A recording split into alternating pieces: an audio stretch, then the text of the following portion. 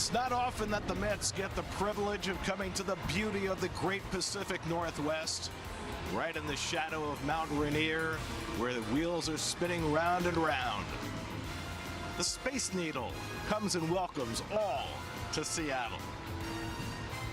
At T-Mobile Park in Seattle, the New York Mets play the Seattle Mariners. Tonight's game is presented by Moo Moo. And a pleasant good evening, everybody, and welcome to Seattle. Gary Cohen, Daniel Murphy with you tonight as the Mets open a 6-game road trip with the first of 3 against the Seattle Mariners. Juan Soto's on a burner right now. Soto hit the first grand slam of the season for the Mets yesterday. His 9th home run in the last 15 games. His OPS is over 1,300 over this stretch. He has been absolutely on fire and has certainly helped in large part to the Mets winning 4 in a row. Yeah, he's hit .380, on base .470, and is slugging .870 over that 15-game stretch you're talking about. It's like a late 30s Barry Bonds going on right now. This home run we saw yesterday, the grand slam, ended up being the kill shot for the series sweep yesterday against the Marlins. Meanwhile, Carson Bench continues to evolve. His defense has been there all year, and he made another extraordinary play on Saturday, going up against the fence in right center. As you could see, just the fearlessness that Carson has had, him and A.J. Ewing, and we're going to get a chance to see him lead the game off with a home run, left curveball to the biggest part of the ballpark. Really looking forward to Carson today, throwing the first punch for the Mets here in this bullpen game they got going. His first home run against the left-hander this season. Meanwhile, the Mariners had been struggling much like the Mets. They're a great pitching team. Their offense, until the last week, had been really scuffling, but they've won 6 in a row now. Yeah, and as you were saying, the home run has been what's led him so much right now in the offense. They haven't been scoring a ton, but when they do, it's via the home run. A lefty-heavy lineup, so I think we'll probably see Sean Manaea get deployed at some point this evening. The Mariners have great starting pitching, and you know a lot of the names: Logan Gilbert, George Kirby, Brian Wu, but their best starter this year has been Emerson Hancock, and he pitches tonight. Yeah, Emerson's coming off 6 innings, only allowing 4 base runners against the A's, gave up no runs. The Mets will be looking to try to get on his fastball. He probably throws, I think, somewhere in the area of probably about 70% fastballs. So it's the Mets and the Mariners opening a 3-game series in the Pacific Northwest. All the action coming your way tonight on SNY.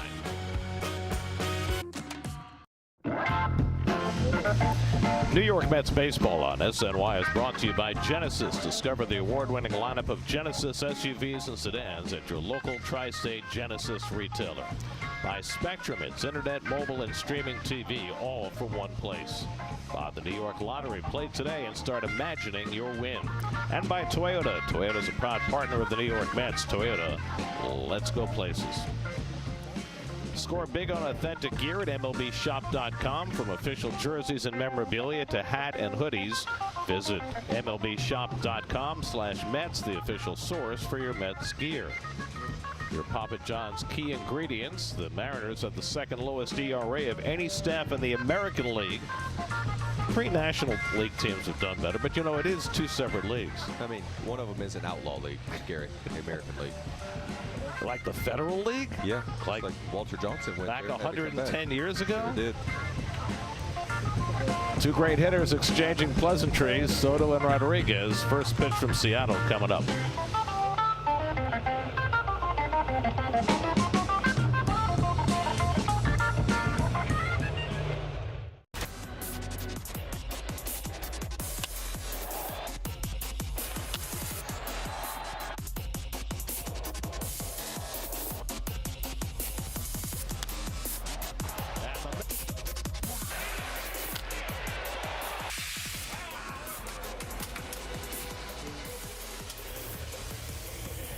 Juan Soto's been the one sure thing in the Mets lineup. OPS bubbling just under 1,000 as we start play tonight. Honda Mets starting a lineup. Carson Bench coming off his first leadoff home run yesterday. MJ Melendez gets his first start since his walk-off home run on Friday night, as the Mets face the Mariners for the first time in this ballpark since 2024, when the Mariners swept them 3.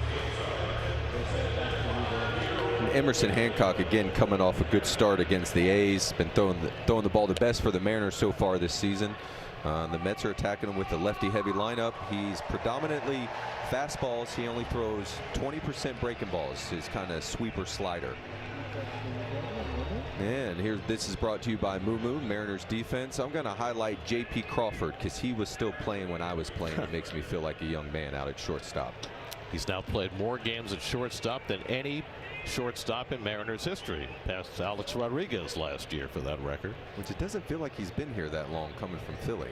Carson Bench leads off 4 for 12 in the series against the Marlins. Hancock fires a fastball in for a strike, and we're underway.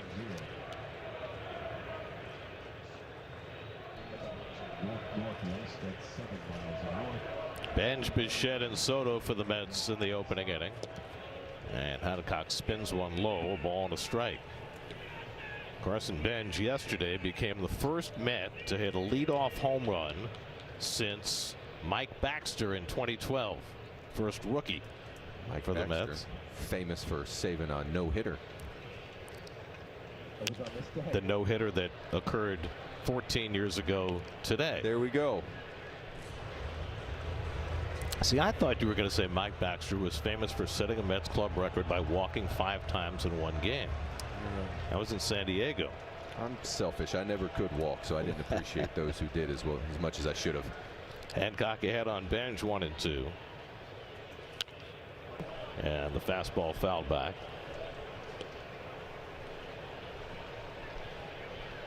Hancock turned 27 years of age yesterday. Born in Cairo, Georgia, same town where Jackie Robinson was born. Really? Cairo? Cairo? It depends. All right. It's Cairo in Egypt, Cairo in Cairo Georgia. in the States. Yeah. Jackie Robinson. I was just at Cooperstown with my son for the first time. Got a chance to see the memorabilia shops, the museum. A lot of dead ball era stuff there. I didn't want to leave. Did you come home with an armful? Sure did. I just started pointing and clicking. And there may or may not be a Walter Johnson picture and signature there that I've got my eyeball on when I head back up there in a couple weeks for a 12U tournament. You are an old-time baseball guy. 7th pitch of this opening at bat to Bench, and the breaking ball hit out to left center field. Back goes Rodriguez to the warning track, and he's got room to make the catch. The ball does not carry well in this ballpark. No, you could see, I was watching batting practice today. It was going a little bit, but as the sun sets and the marine layer starts to settle in a little bit, it's not going to go as much. You could see with that ball that Carson hit, he gets it good. It's a breaking ball. He drives out to left center field. It just plays big. I think this is going to be a ballpark that, you know, first to third, scoring from first on a double, a base running sort of ballpark. It's a beautiful ballpark. They have a roof which is not like other roofs in that it is more of an umbrella than an actual roof. So when they put the roof on, the weather still comes in from the sides. You can still get cold or hot, but you don't get rained on, which is the biggest issue in Seattle. Unless it's sideways rain like in Forrest Gump. Well, it rains often enough here that the umbrella roof comes in handy. They know how to organize it. I mean, everything I know about Seattle is from watching Grey's Anatomy. 2-0 to Bichette, and he grounds one foul. Bichette just 1 for 10 in the series against Miami. Every time it looks like he's getting it going, he has another rough stretch. But these Mariners know Bichette well. Didn't play in the American League Championship Series against them last year, but was certainly a presence. Mariners were 1 win away from their first ever World Series, but then they went to Toronto and lost games 6 and 7. George Springer hit the game-winning home run in game 7, and the Mariners were denied for the 49th straight year. Popped up in the shallow center, another chance for Rodriguez, and there are 2 out. Mariners won 90 games last year in Dan Wilson's first year as skipper, and almost got there after Jorge Polanco's walk-off hit in game 5 against the Tigers propelled them into the league championship series. They had a 3-2 lead going to Toronto for game 6 and 7, and a 3-1 lead in the 7th inning of game 7. Here's Soto, and one takes a strike. So one of the handful of Mets in the lineup who have faced Hancock before. It's Hancock's first ever start against the Mets. 9 home runs in his last 15 games. First time in his career he's done that. And he takes below the knees, a ball and a strike.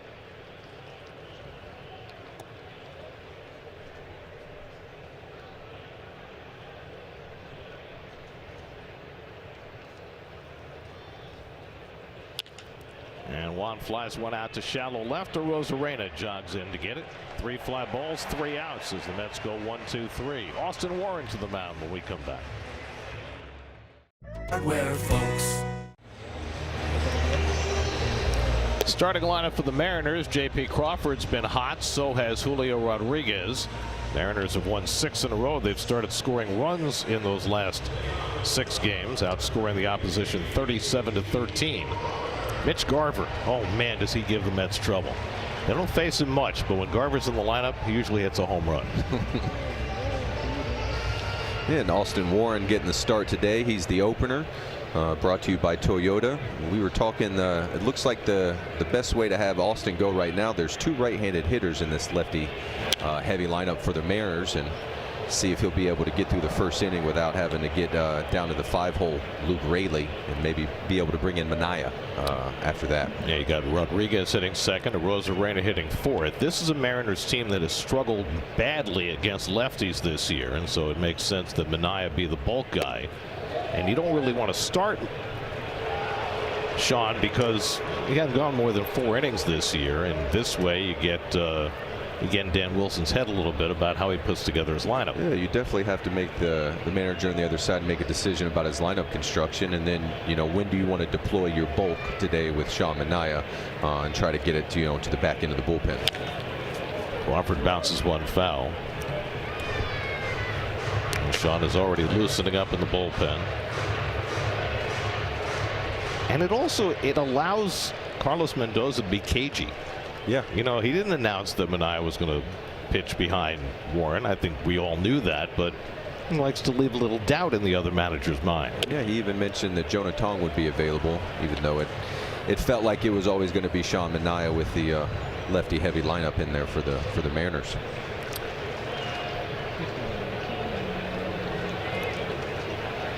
One-two coming to Crawford. And the sweeper hit on the ground to third. Nice big hop for Beatty to handle. Off the bag comes Young, and he puts the tag on Crawford for the first out. And here's your Mets defense, or car brought to you by Car Shield. And I'm going to highlight Brett Beatty.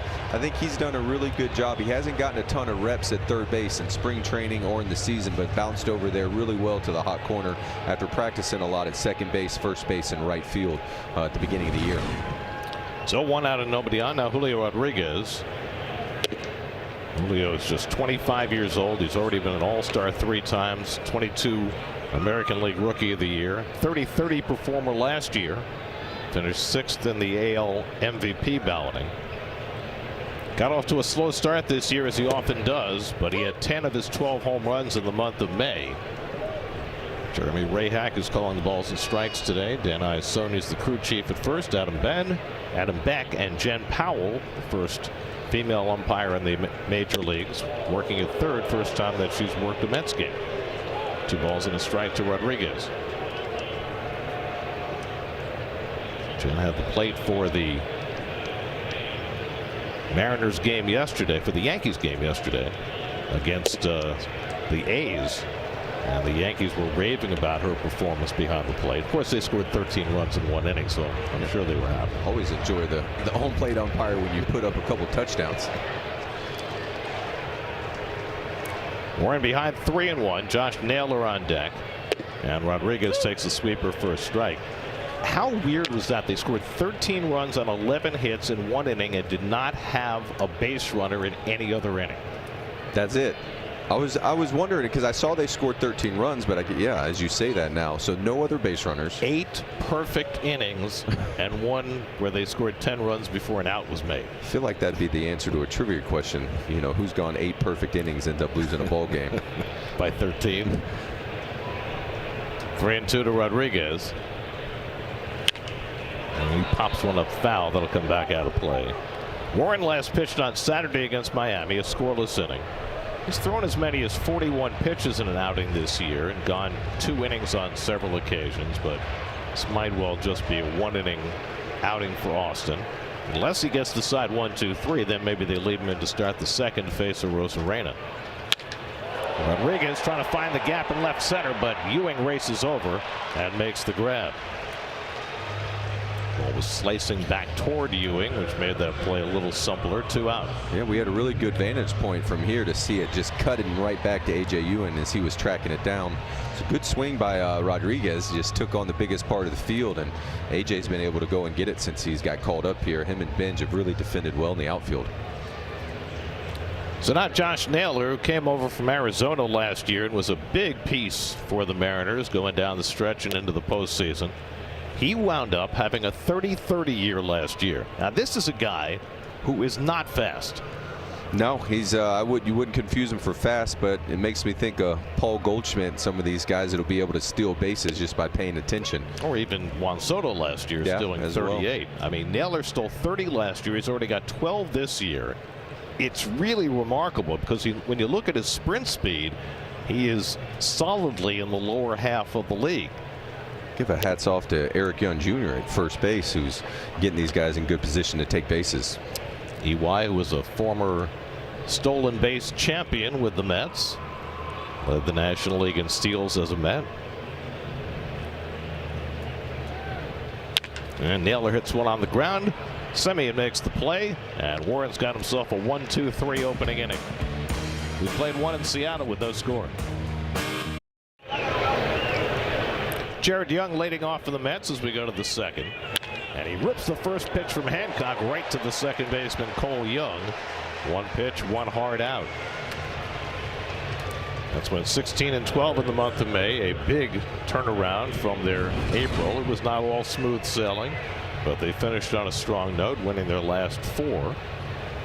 The bullpen was outstanding. The starting pitching was pretty good as well. The offense got a little better in May. Certainly the end of the month was awfully good. 25 runs in 3 games against the Marlins, who had held the Mets to just 2 runs in 3 games the previous weekend. Here's A.J. Ewing, starting his 19th game today. Hitless in his last 8 at bats, and he fouls off the first pitch fastball. Marlins, meanwhile, went down to D.C. They took the train from New York. I did hear you guys talk about that. The Marlins take the train down there. And they beat the Nats tonight behind Sandy Alcantara, who went 7 strong innings. Liam Hicks hit his 12th home run. The Mariners starters are top of the line, and they are excelling right now, even at a time when there's been a little unrest among their starting staff. That was because, you know, Emerson Hancock last year was the swing guy for the Mariners and finished the year in the bullpen when they were all healthy. This year, Bryce Miller got hurt in spring training. Hancock started the year in the rotation, and he was so good they weren't going to take him out. So as Ewing went around for strike 3. So when Bryce Miller came back, they decided for a couple of turns through the rotation they were going to piggyback Miller and Luis Castillo. And when Castillo started last week and was pulled after 4 innings, he had a pretty bad tantrum in the dugout. Yeah, it didn't sound like it was the most well received by Luis Castillo. But yesterday they piggybacked in a 10-inning game. They each pitched 5 innings. They won the game, and everybody was smiles afterward. And then the best news for Castillo and company is they're not going to piggyback this next couple of times through the rotation. They're I think they've got 16 days without an off day, so they're going to go to a 6-man rotation. So all's well that ends well. MJ Melendez takes fastball down. It's 2-0. This is Melendez's first plate appearance since his walk-off home run. We're going to get a challenge from the catcher Mitch Garver, and he gets the call. So 2-0 becomes 1-1. ABS powered by T-Mobile.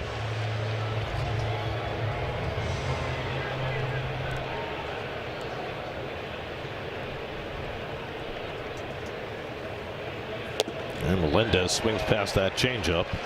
A ball and 2 strikes. Yeah, that's it's a slow one. Changeup might be. It had a little bit of a cut shape to it. Out in front, Melendez. A lot of straight balls from Hancock. Those a breaking ball. There's his good curve, and he strikes out Melendez. So 6 up and 6 down for Hancock. He's got a couple of strikeouts. We go to the bottom of the second. No score. Austin Warren stays in to face Randy Arozarena, leading off in the home second. Might well be his last batter. Sean Manaea is ready in the bullpen. You got left-hand hitters Luke Raley and Cole Young up behind Arozarena. Warren retired the side in order in the first. Arozarena having himself a terrific start to the season. Not hitting as many home runs as in the past, but he's also not swinging and missing as much. Yeah, with his on base percentage up at 370, being able to take a walk is not something that I feel like he's had in his bag his entire career. So his OPS right now is higher than it's been in any year since his Rookie of the Year season in 21, and he gets hit by that pitch, and the Mariners have the first base runner of the night. And Austin Warren runs this one in on Arozarena. He catches it in one of his in his elbow pad, some of his armor. Warren trying to crisscross. That one gets away from him as he hits Arozarena and put him on base. And that's going to be it for Austin Warren. So he's left in to face the right-hand batter, and now Manaea will come in to face the lefties. Call to the bullpen brought to you by Nissan. Shop NissanUSA.com. We'll be right back to Seattle. Booking.yeah. It's 10 o'clock. Do you know where your children are? Well, some of them have been on the Little League field and sending their pictures in so that we can get them on the air. Look at those Hornets with the pink helmets.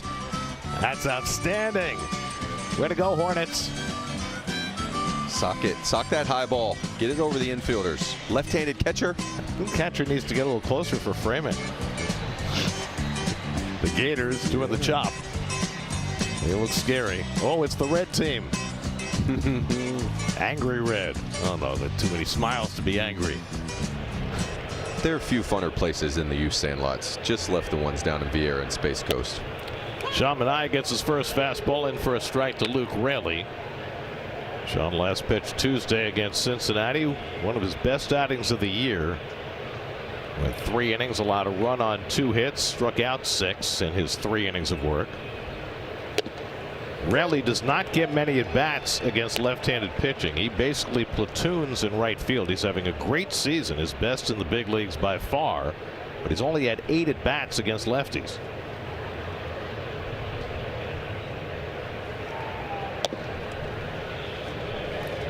Don't miss your chance to have your youth baseball or softball team's picture featured in an upcoming Mets game on SNY. Just scan the code and submit your team photo today. 1-2 to Raley, and the sweeper gets him. So Manaea comes in to get the first left-hand batter out. 1 away. This has been a season-long problem for Dan Wilson's Mariners. They have not hit lefties well. They have a .205 team batting average against lefties with a .614 OPS. That OPS is about 140 points lower than it is against righties. There's Cole Young. He made his debut a year ago yesterday for the Mariners. Young has not hit much, but he has had an outstanding defensive year, so much so that in his first full season he might win a Gold Glove in the American League. So defensive run saved, and anytime you can have that good defense in the middle of the diamond, it does so much for your pitching staff. Double plays turn, run saved. Consider this: the Mariners as a team are +6 defensive runs saved for the season. Cole Young is +11. So the rest of the team is -5. They're dragging him down. Grounded down to first, and Young with a great grab, but it's a foul ball. Well, Jared Young was all set to make the play and had been fair, but the first base umpire Dan Iasonia said foul. Young getting his 6th start at first base. It's Jorge Polanco, who played last year with the Mariners, on the mend. Polanco could be back as soon as this weekend, but I think at least for the immediate future he'll be more a DH than a first baseman. Good sinker by Manaea. It's a pitch he started throwing in his last start more, that sinker. Yeah, got it off at 94 as well too. He's got some good finish on his fastball through the zone right now. Been able to get ahead in the count with it like he did to Raley, and then back in the count like he did right there to Cole Young. Arozarena takes off. The throw to second by Torrens in plenty of time, but it's high, and Bichette can't get the tag down. Arozarena did not get a good jump at all, and Torrens had it there in plenty of time, but for a rare time, he was not accurate. Yeah, you could see him going to his chest right there, letting him know it's second base. He just hooks it a little bit, as you can see. And there's the jump you said that Rosarena didn't get a great one, but he just hooks it high into the left field side. And the sweeper stays inside for ball 4, so Young draws a walk. For Rosarena, that's his 16th stolen base of the year. He's third in the American League. So now a couple of men on. This was the interesting lineup choice tonight for Dan Wilson. Rob Refsnyder is in, and Dominic Canzone, who has been red hot left-hand hitter, is out. And this is strictly because he thought that Minaya was going to come into pitch. But Refsnyder hasn't hit a lick yet this year. No, with those numbers, you haven't hit against left-handers or right-handers. Well, here's what Wilson is counting on. Refsnyder against lefties this year is hitting .115, but all 3 of his home runs have come against lefties. There you go. He had a good year for the Red Sox last year as a part-time player. Now 35 years old with his 7th different big league team. Started out with the Yankees, and I runs that cutter in. That's another pitch that he started throwing in his last start. Yeah, I think it helps to work off of the slider as well too, like his sweeper, just a little shorter and a little harder, so your eyes will present it and think it's going to curve more than it does, but it doesn't. Rosarena dancing off second, and I trying to ignore him, and a ground ball hit to third. Beatty to second for 1. Semien on to first. Double play, side retired. Around the horn, 5-4-3. And Minaya gets the Mets through the second, no score. The one and only Pike Place Market, where the throwing of the fish is a spectator sport. Hey, you know, that looks like a great place to do an open from. We should do the open from there tomorrow. I don't want to try to catch that. I'm not catching fish with my suit on, I can tell you that. I won't catch it at all. I'll just end up with fish face. They're really heaving that thing in there. But we could watch. Okay, fair play. I'll do that. I don't want to try to defend it. Brett Beatty fouls one down the left field line. Ball to strike to Brett. Lower third of the order for the Mets after Hancock retired the first 6. Beatty, Semien, and Torrens in this third inning. You know, Hancock, part of his success this year has been that he's lowered his arm angle, which is, of course, coincidental with the fact that Sean Minaya is on the other side for the Mets. Yeah, and it's been impressive that Emerson's still able to kind of throw that pitch, honestly, right? That couldn't have worked out any perfect, to be able to sling it in and still be able to get above the barrel of the hitter. Because usually, guys, if you were talking about Luis Castillo earlier, that have a lower arm slot, kind of lower spinners, change-ups, and sinkers as well. See you. Sorry. Beatty takes a fastball in the inside corner, and Hancock's got his 3rd straight strikeout. Hey, let's do stock up, stock down, presented by Moo. Braves lost yesterday, but Ronald Acuna's got 5 homers and 4 steals in the last 4 games. You know how many other players have done that? 3. Willie Mays. I was going to say Willie. Eric Davis, Shohei Ohtani. White Sox have been hot. The Tigers won tonight, so it's 21 of 26. They held on to beat the Rays 10-9. Will Vest got the save after they nearly blew a 6-run lead. Marcus Semien had a great series against the Marlins, went 5 for 10. Homer, 3 RBIs in the 3 games, trying to keep that going. And takes the curveball low and away, a ball and a strike. Yeah, gets a 2-seamer running in on him. Is able to get it out to the, they call it the Fiesta deck now? It'd be the party deck for me always. The big question is, did it get over the Great Wall of Flushing? That one didn't. No. That would have been a double. I mean, you played there when it was you massive. had to hit it over that 16-foot high black wall in left field. The Great Wall of Flushing. That's a Howie Roseism. Marcus ball misses down to Semien, 2-2. Seeing the ball good. He's taking both of those breaking balls like he's seeing it early. Semien's got the most at bats of any Met against Hancock, 0 for 5 against him. And he gets that breaking ball and pops it up behind third. Emerson into foul territory to grab it. 2 out. So Hancock's retired the first 8. This is a confusing team name-wise because they have Cole Young, Colt Emerson and Emerson Hancock. Yeah, it's a bit to keep organized. I mean, they've got so many Emersons, you figure that Lake and Palmer should be nearby. Before your time? It is before my time. I'm not sure what you want me to do in those situations. Nothing. Okay. Say, that's before my time. Okay, I'll do that. I have no There we idea go. what you're talking about. It sounded funny. There's a band called Emerson, Lake and Palmer. They were very hippy-dippy, psychedelic. We're in the right place for that. Luis Torrens spent 4 years playing here as a Mariner from 2020 to 2023. He's not nearly the player that he is now, but he was a valued member of the Mariners and happy to be back in Seattle. And he takes that sweeper for a strike, and it's 1-2. Of course, the Mariners' #1 catcher is Cal Raleigh, and he's out right now with an oblique injury. Raleigh was not off to a good start this year, but you know, the guy had 60 home runs last year, so it sure feels like that oblique had a whole lot, if not all of it, to do it. 2-2 to Torrens. So right now, Mitch Garver and Johnny Pareda are splitting the catching in Raleigh's absence. Garver catching tonight. Pareda's gotten more of the reps since Raleigh went down. And a breaking ball strikes out Torrens, and so 3 perfect innings for Hancock with 4 punch-outs. No score. Home Depot. Met killer Mitch Garver leads off the home third, and Sean Manaea's sweeper is inside for ball 1. So Garver's played against the Mets as a Twin, as a Ranger, as a Mariner.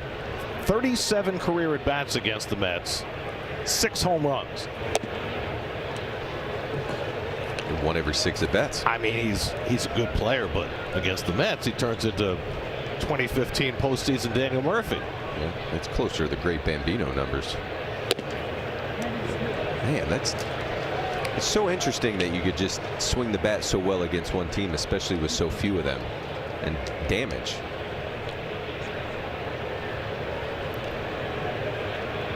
Manaea behind him, 3-0, and there's a strike. Well, for about a week there, everybody in the AL West was under 500, but then the Mariners pulled off this 6-game winning streak that they're on right now, so they've pulled ahead of the pack. What's amazing to me is that the Astros are still in contention, 4.5 games out after the horrible start that they got off to with all their injuries. So it should be quite a race to the finish.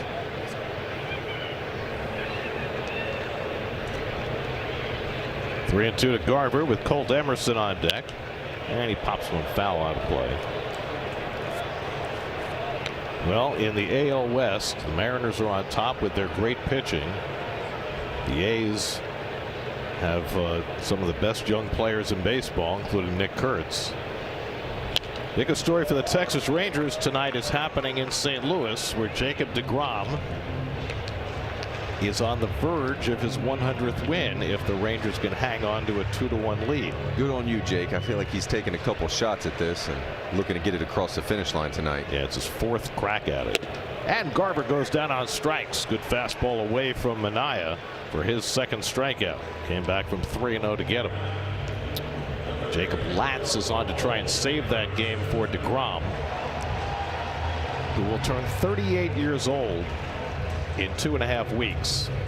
I know, and then when you watch him pitch, he doesn't look that old, but then you remember he got to the big leagues just a little bit late.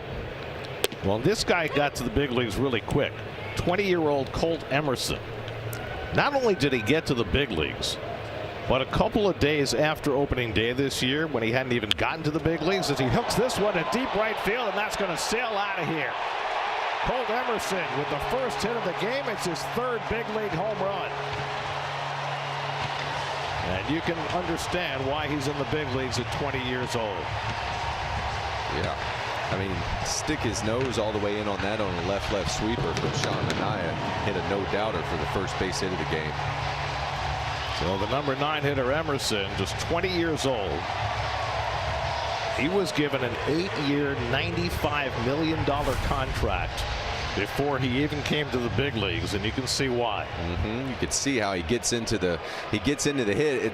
It just didn't break as much as Sean wanted to. End up being closer to like a lane changer than a full-on sweeper across the zone. And with the breaking ball spin already built into it, he was able to get it in air to the pull side. It got out, what, 7-8 rows deep pretty easy. 1-1 to J.P. Crawford. And there's contact. You could see it's close to the Griffey position. Front arm straight. Hands together right there. Just pulls it. There it is. You know, 6, 7 rows deep. You dropped a Griffey in Seattle. Yeah. Junior can go. I don't even think that Emerson really even hit that perfectly on the barrel either. It was a little bit off the end of the bat.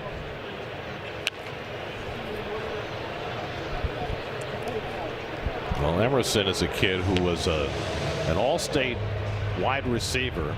Gave up football for his senior year. The guy caught the ball. He's going to be trading it in for something valuable, I hope. J.P. Crawford tried to hold the swing and stopped it in time.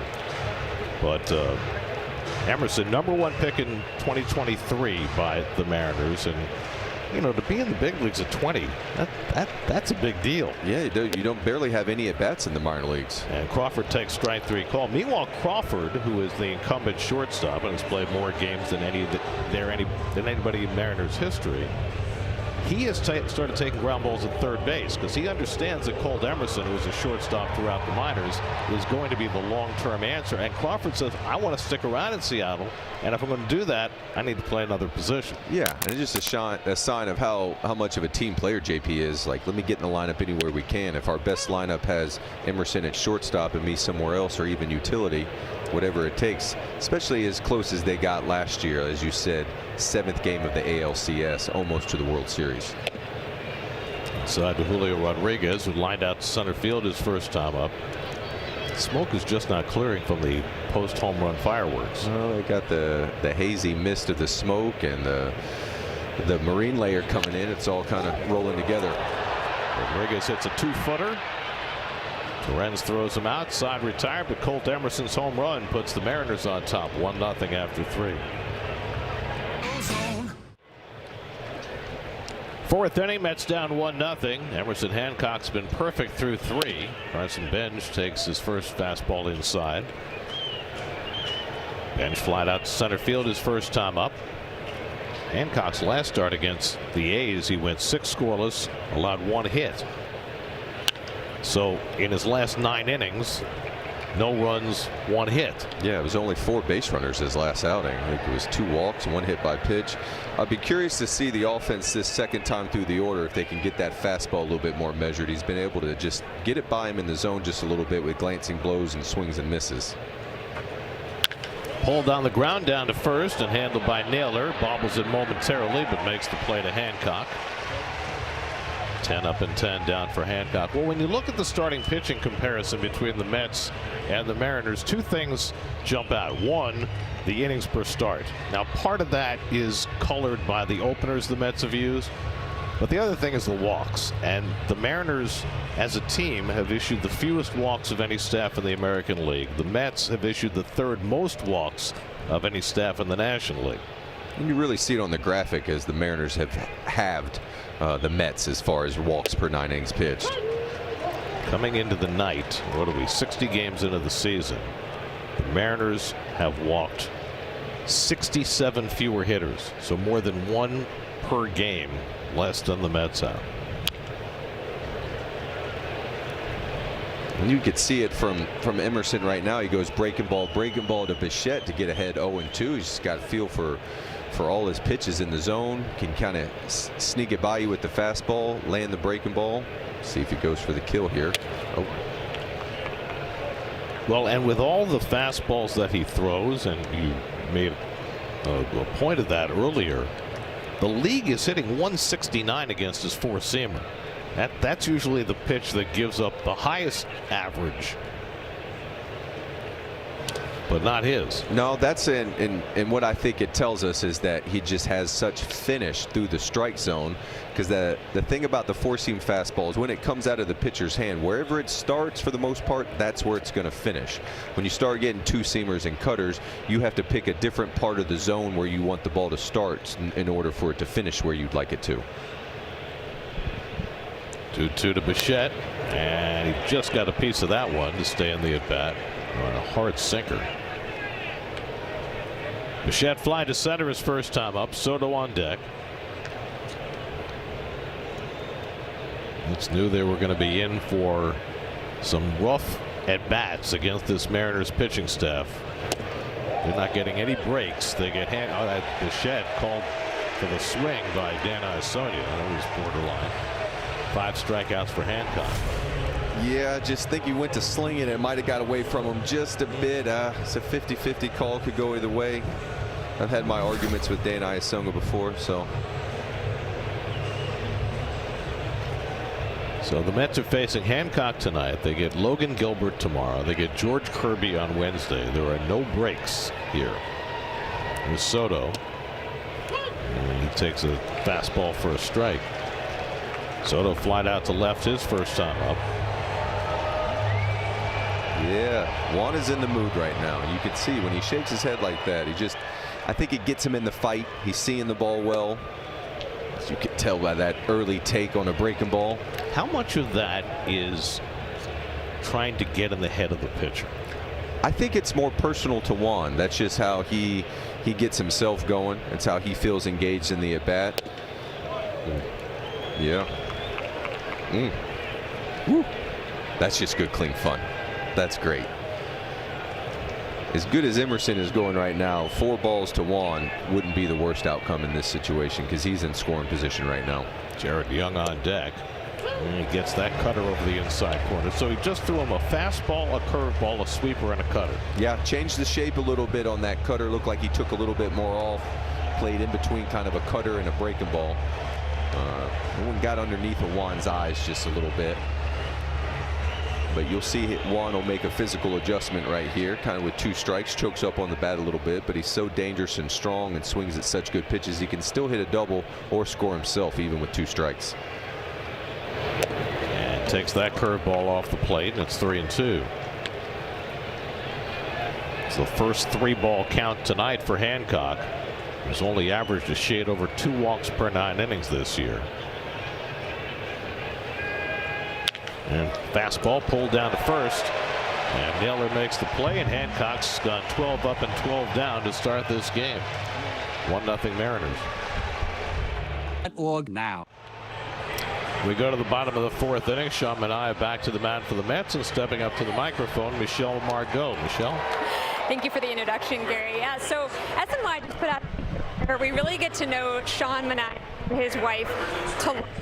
I have to say, I had so much fun getting to know them, and they have a pretty fun story about how they met. So back when Sean was playing in Oakland, his wife Talat was a medic, and she was working a game at the Coliseum. It was her first game. She knew really nothing about baseball at all, but she saw Sean walk by, and she said she was taken aback because she didn't know Samoans played baseball. And he said he remembered seeing her because she stood out as a super attractive medic. But that was that. They didn't speak to each other. And then a few days later, they happened to be at the same bar in town, but with separate groups of friends. And she said to her friend, "Oh my gosh, I swear I saw that guy at a baseball game the other day." So she went up to him, started talking, and now they have been married for a few years. They have a beautiful 7-month-old daughter. So kind of a crazy story, but if you want to learn more about the Manaeas, the feature's coming out, or it's already out now on SNY.TV and SNY's YouTube channel. It's terrific stuff, Michelle. Yeah, I think he would be noticeable in a bar, especially if you had just seen him. Sean is 6'5". Got to meet his beautiful daughter in Miami on the last road trip. Jared Young handles the ground ball from Josh Naylor and takes it to the bag for the first out of the bottom of the 4th. Well, when Sean comes into games at Citi Field, he comes into the great Bill Withers song, "Just the Two of Us." Him and Talat, just the 2 of us. Of course, you know, Sean was cagey about that when he first came to the Mets. He said, well, it could be for me and my fiance at the time. Could be for me and my catcher. Could be for me and the hitter. It's for whoever appreciates it, that wants to be the other part of the 2 of us. Randy Arozarena was hit by a pitch his first time up, and he takes that cutter for a strike. 0-2. You can see the difference that cutter makes against the right-hand batters for Sean. It doesn't allow him to lay out and kind of just hang out over the zone, because Sean's able to really throw that fastball tonight with some finish to the other side of the plate to right-handed hitters away.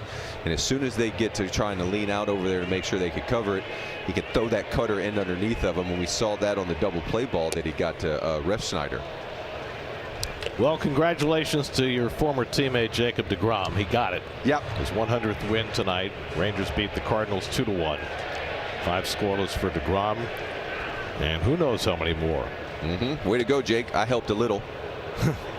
The question is, with his incredible credentials, but only 100 wins, can he get in the Hall of Fame? Does he need 150 wins? Does he need to pitch for 3 or 4 more years? I think the wins will help as far as the bulk, and then as well the innings pitched. Right.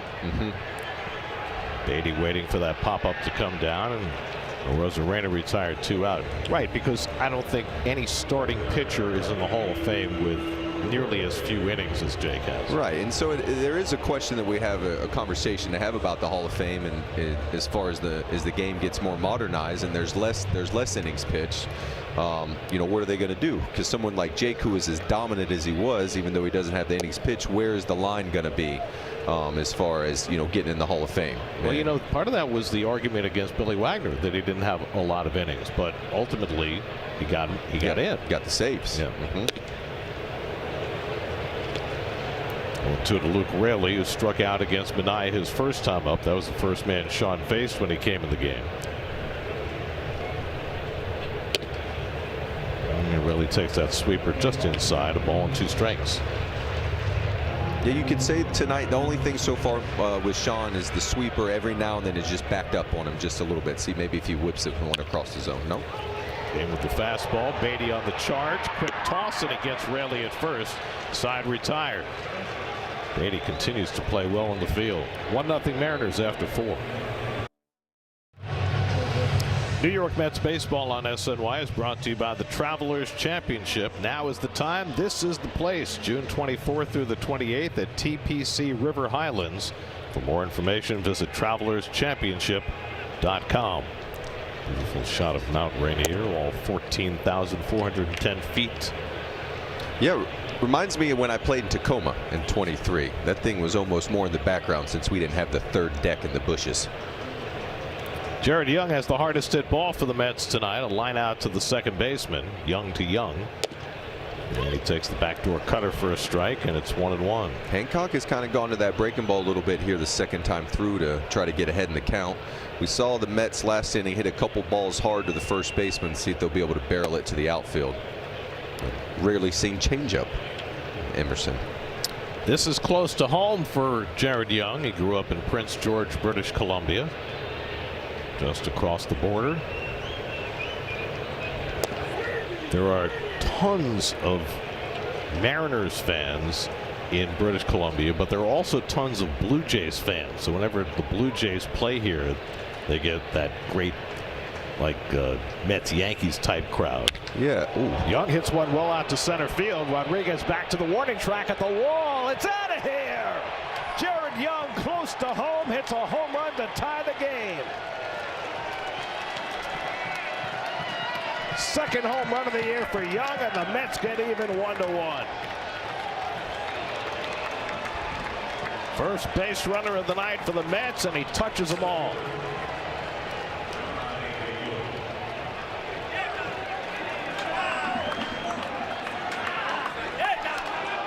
It's going to be really hard to keep Jared Young out of this lineup.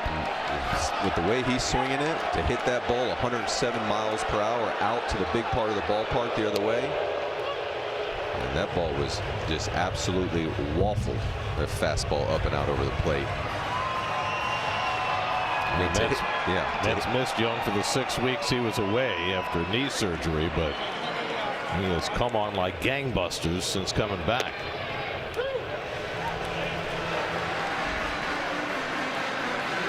Didn't get to see Jared before the game today, but I'm sure he has tons of family and friends here from home in Prince George.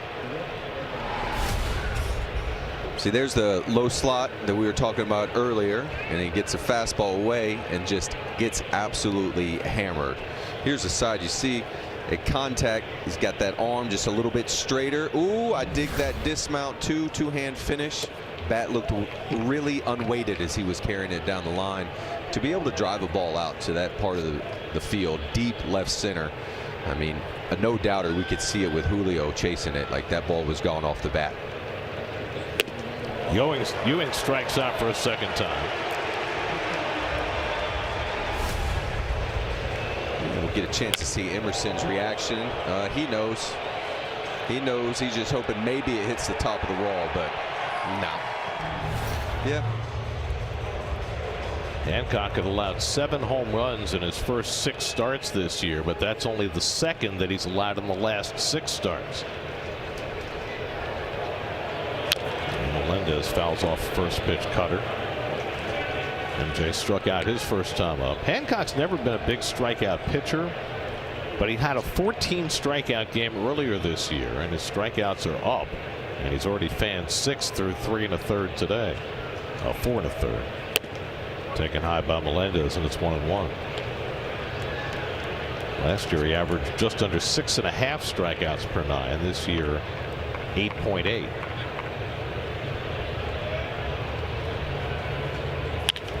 Pulled on the ground, foul. 1-2 to Melendez.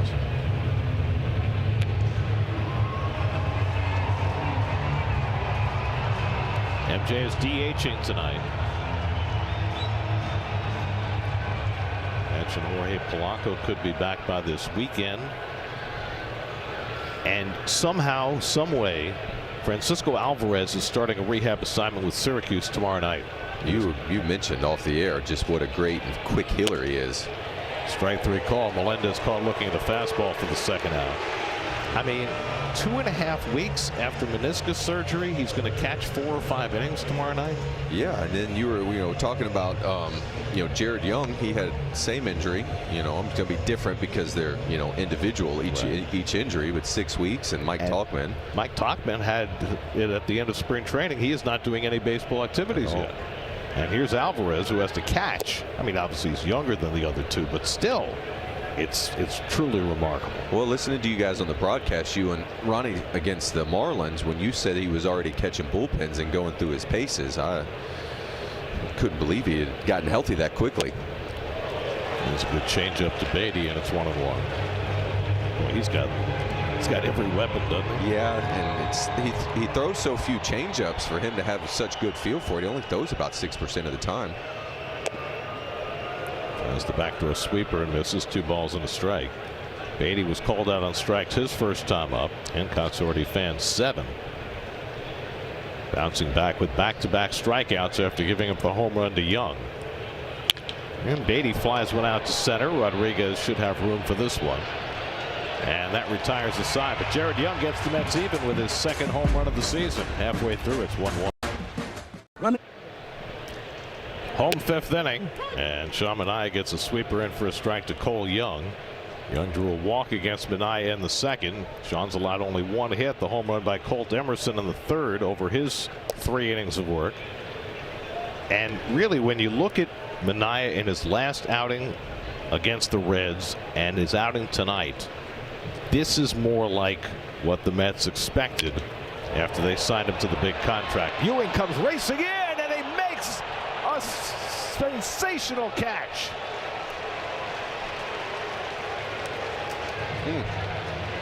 Celebrate him, Carson Bench. Man, AJ, this thing is dying fast off the end of the bat. Looked like a hit, especially in this ballpark with so much space to cover. There he is, gets it right in the webbing. His hat falls off like his helmet, I feel like. A really full extension. A more difficult one, too, as he's coming in on it. Nice to have the angle. But off the bat, that sure looked like he was going to be down for a base hit to lead the inning off. Willie Mays' hat used to fly off all the time when he ran after fly balls. Maybe I should have had mine fly off more often then. Maybe I wasn't moving fast enough. Maybe you should have played center field. Nobody wanted to see that. 1-1 to Rev Snyder, who grounded into a double play his first time up. Well, Juan Soto let everybody know yesterday after the game that Carson Benj and A.J. Ewing referred to their defensive wall, pedal to the metal kind of attitude. They refer to themselves as psychopaths. Yeah, no lies detected. I saw A.J. Ewing take one in BP, and he made a catch and ran into the wall. Yep. I'm gonna be honest with you. He came by me when he went to the dugout, and I said, "Hey, watch that wall, killer." You know what I mean? We can do it during the game, but we can hold off in warm-ups. But I think it's just a testament to it's gonna be foul. Long fly ball that sails foul for Refsnyder. What it just shows what kind of competitor he is. You know, it's a new ballpark. Wants to get familiar with the warning track, with the wall. Just see if you can get familiar without kissing it in warm-ups. Well, he just was testing the resilience of the wall. It walls.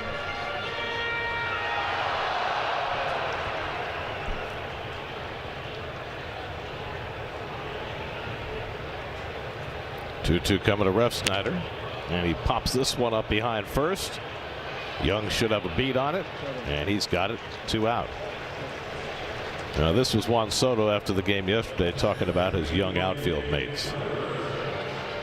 They're great, man. They're great. They call each other psychopath, and I'm like, yeah, you guys are. I mean, it's just crazy how hard they go into the wall or running around the field. It's incredible. It's really fun to watch. And I loved what Soto said, because somebody asked him, are you a mentor to these younger players? And he said, I don't want to be their mentor. I want to be with them. Yeah, and I think that they're going to feed off of each other. Like Juan knows what it looks like to get through a summer, get through a campaign. I think he's going to be able to pull and drag A.J. with him up. Mitch Garver gets a hold of one. This one will stay in the ballpark. Soto in front of the warning track has got it. You've seen the Garver act before. Well, I mean, I heard it. That's the uh-oh. B-Dealer. 6th inning. Teams have exchanged solo home runs. That's the only hit for each side. Colt Emerson for the Mariners and Jared Young for the Mets, and Emerson Hancock. This is loaded Marcus Semien as we start the 6th. So Hancock is yet to pitch out of the stretch. Only base runner for the Mets circled the bases. And he falls behind on Semien 2-0. One of the rare times he's been behind all night. Yeah, only even 1 3-ball count tonight. Yep. You mentioned Semien, Torrens, and Benj for the Mets in the 6th. 2-0 sinker that caught the outside part of the plate, and Semien couldn't catch up. 2-1. No, he didn't quite catch up, but I like the swing that he got off. I think it puts him in a good position here going forward. Semien fouled out to third his first time up. Got a steady diet of breaking balls in that at bat. Now seeing fastballs ahead in the count, 3-1. Hancock walked 2 in his last start against the A's. He hasn't walked anybody tonight. Semien fouls off the fastball, 3-2. That's one Marcus would probably like to have back. I think if he were able to take his 2-0 swing that he just took on that 3-1. But he calls timeout, gather himself, and see if he can try and win this 3-2.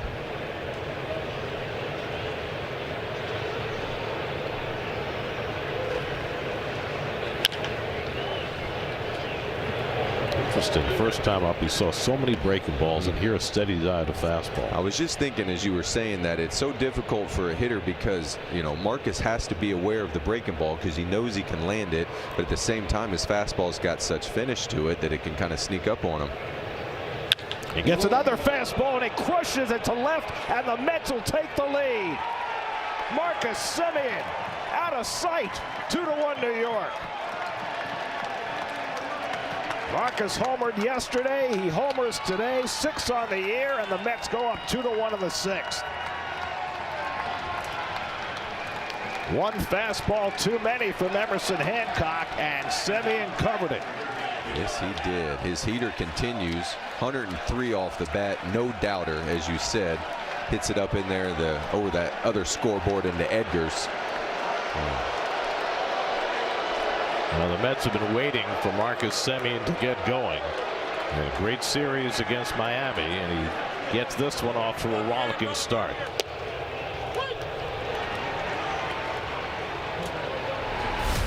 Yeah, two-seamer just running in, and here's Marcus. You can see kind of scoop and score, get the barrel to square up. Good full turn, takes it down the left field corner part of the ballpark. No doubt off the bat. You could hear it, you could see it. Gives the Mets a lead 2-1. Well, the Mets have led off each of the last 2 innings with home runs against Hancock. Young in the 5th, and now Semien in the 6th. And Luis Torrens tops one foul. It's 1-2. Again, you can see, watch how the barrel gets behind the ball and you get the full turn. You can really see it. There's a skipper in the background. He knew it was gone. He's screaming and clapping for it. This is a guy who once hit 45 home runs in a big league season. May not be getting that version of Marcus Semien, but he knows how to turn and burn.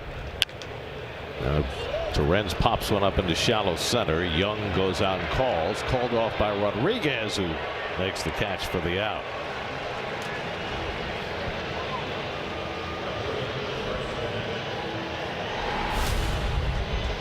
And who got the souvenir? That young man.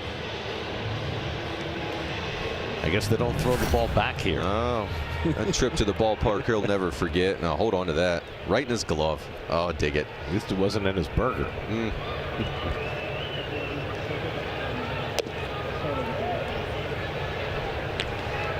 I was talking earlier about Soto, Carson Bench, and A.J. Ewing. You know, Carson and A.J. bring such energy every single day. I think that Soto, Juan, will be able to feed off of that. Juan knows how to get through a full season, a hot summer, knows how to win a world championship. I think he'll be able to help these rookies get through their first campaign. And what's the biggest thing that they need to learn in order to do that?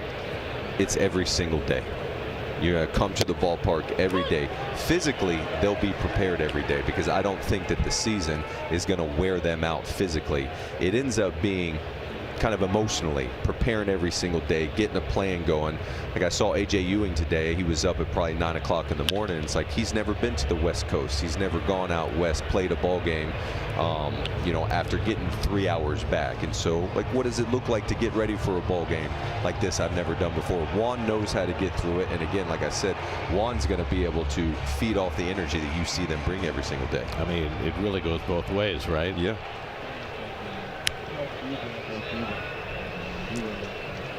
And I remember I was able to learn from David and what it looked like to prepare every single day for a ball game, to be prepared physically, to know what the pitcher was going to do. One of the things I loved about David, he would always take ground balls in a new stadium, you know, each day, the first game of a series. He'd always want to get his feel, what's going on in this ballpark, although he had played in every single one multiple times, but, you know, first time into a city, get a feel for the clay and what's going on.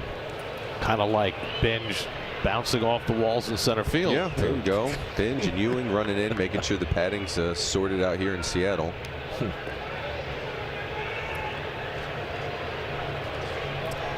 Well, the Mariners get their bullpen going. Jose Ferrer, who was closing games for the Nationals last year, starts to loosen up with Hancock up to 88 pitches. This will be the 7th pitch of the at-bat coming to Benj, who's flied out and grounded out, and Benj grounds this one on the right side, and Young gets over to grab it. 2 out. So Hancock still hasn't pitched from out of the stretch tonight. No, even though he does start there, but yes, he hasn't had to pitch with anybody on base. We do that in youth baseball sometimes, where we'll have players pitch out of the stretch. It's not my favorite. I understand it for accuracy, but I always consider the stretch to be a punishment. Why would I voluntarily do it? You mean a punishment for a kid? Or well, usually the pitcher starts in the windup and only goes to the stretch when somebody's on base. Right. That's a punishment. You having to go to the stretch. Got to be quicker to home plate. I'd rather do the windup every single time, get a full running start. I've seen some pitchers who were so bad at holding runners on, they might as well have gone for the windup. Slim Solly was good at holding runners on, I think. Mitch Garver out to give Hancock a blow before he faces Bo Bichette for the 3rd time. 3rd time around the order has not been great for Hancock. First time through 536 OPS, second time 612, third time 822. So he pays a 3rd time penalty. And Bichette trying to get some of the fruits of that penalty. I think I'd go look for a breaking ball right here. He's been trying to, his fastball got hit out of the ballpark by Marcus. Like, go look for a breaker. He hits one sharply the other way, and Naylor has a long way to run to first, but he gets there ahead of Bichette, and that retires the side. Semion's home run gives the Mets the lead 2-1 as we go to the bottom of the 6th. Home 6th inning. Sean Manaea has worked 4 innings in relief already, matching his longest outing of the year. Stays on to start the 6th. And Colt Emerson, who hit the home run for the Mariners run, leads off.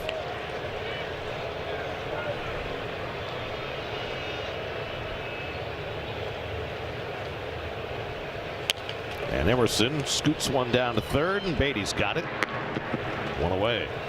That's 9 in a row retired by Manaea. Let's check out tonight's high-speed hitting, brought to you by Spectrum. It's the home runs. Been responsible for all the runs. They've been the only hits in this game. See, Colt Emerson had the best aim with the softest hit one, and Jared Young just absolute waffles his at 107. Now J.P. Crawford took a call third strike against Manaea his last time up. Austin Warren was the opener tonight. Got 3 outs in the first, hit a batter in the second, and then left, and Manaea's been in ever since. Drag bunt attempt by Crawford, and he fouls it back. 0-2. I'd say JP's not seeing it so good, looking to push bunt down 0-1 in the count.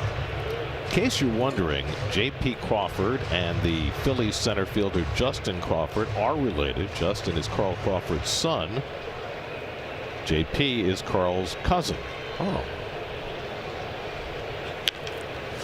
Popped up foul, backing out of play, and like Justin, J.P. started out with the Phillies, played a couple of years for them in a part-time role, then got traded after the 2018 season for Gene Segura, who had some very good years for the Phillies. But the Mariners have gotten the long-term benefit. And he takes strike 3 called, and no challenge from Crawford.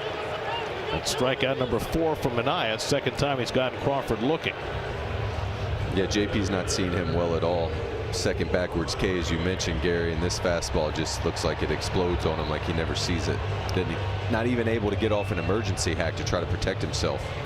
Now a dangerous hitter from Manaea with Julio Rodriguez coming up. Rodriguez has been the Mariners' best hitter against lefties this year. He pops this one up, though, into shallow right center. Out goes Semien, in comes Benj, and Carson calls, catches, side retired. 9-pitch inning from Manaea. He's got 5 good innings. Bring your inner kid to Citi Field on June 10th for Backyard Baseball Night. Unlock an exclusive Backyard Baseball cap with a special event ticket purchase. Go to Mets.com/theme games for details. 7th inning, 2-1 New York. Jose Ferrer is on to pitch to Juan Soto, who takes low and away for ball 1. Ferrer, who last year closed games late in the season for Washington, had 11 saves for the Nationals. He saved 3 games for the Mariners this year when Andres Munoz was not available.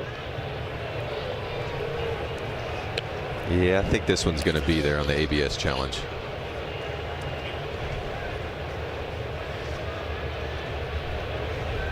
And it is a strike. So a ball and a strike to Soto. Second call that Garver's gotten overturned in this game.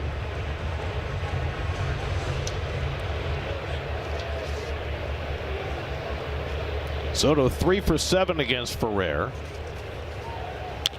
And fouls away the fastball. And Ferrer's going to come at you with those hard sinkers. Yeah, Juan is cringing just a little bit. He's got that wrist. Oh, yeah.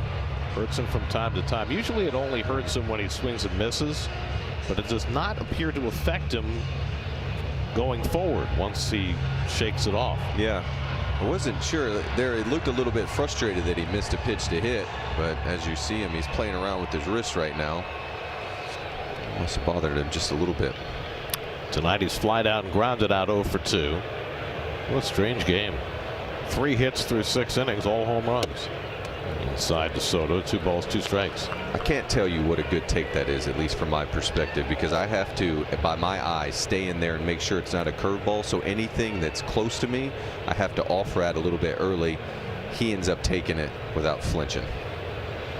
Oh, he hits that one hard. Naylor's right there along the line to play it. Naylor's a lot of action down there. That's the most difficult one he's made. 1 out. There's Naylor ranging to the line. That one ends up bouncing up pretty easily for him. Hard hit, but ends up being what, maybe one hopper? Yeah, one hopper to him, and then he's got plenty of time to secure the 3U. Hard hit from Juan, just lower than he would have preferred. So 1 out and nobody on that. Jared Young, who got the Mets on the board with a 5th inning home run. 424 feet to left center, his 2nd home run of the season. He's only had 35 at bats.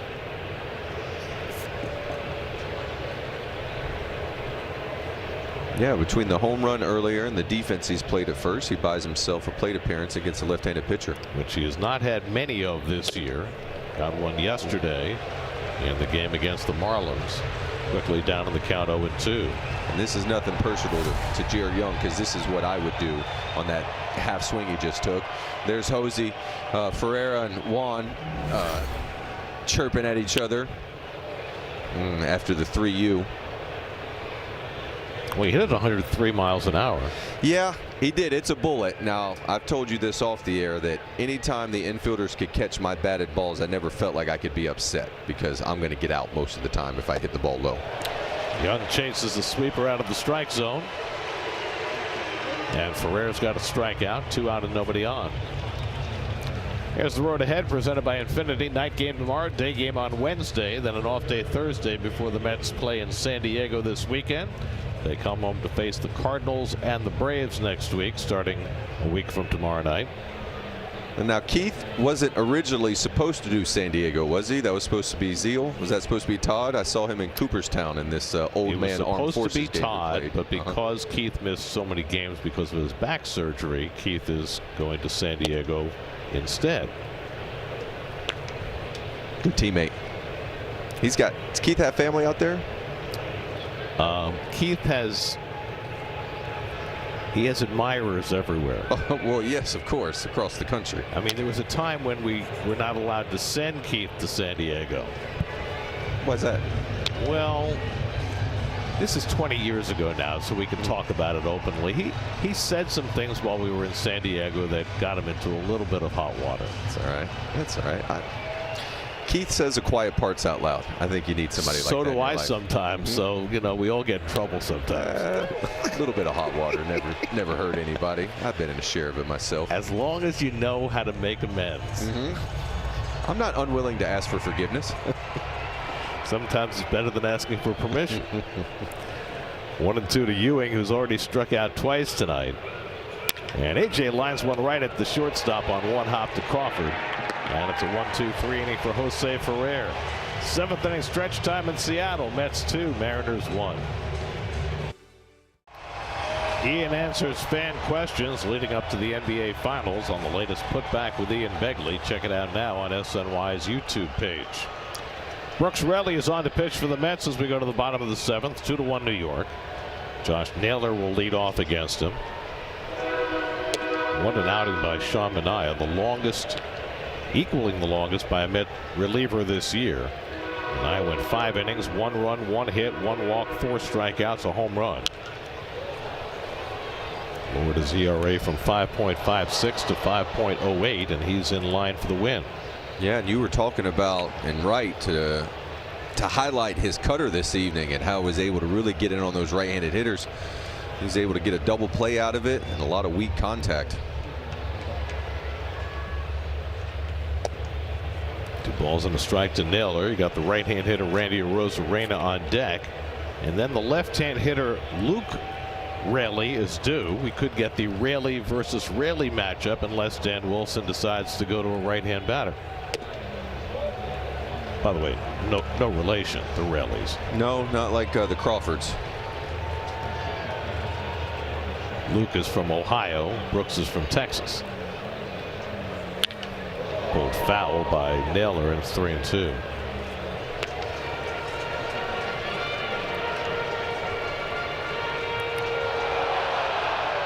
Manaea threw 63 pitches over his 5 innings.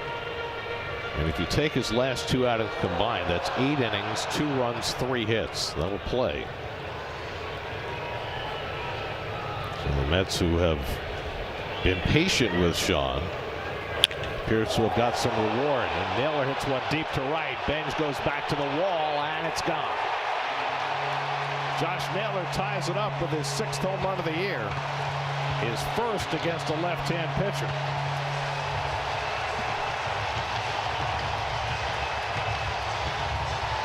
And it's 2-2 in the 7th. There have been 4 hits in this game. 4 solo home runs. Yeah, 2 aside. Solo homers, and that breaking ball looked a lot like the one that Cole Emerson got earlier for his solo home run.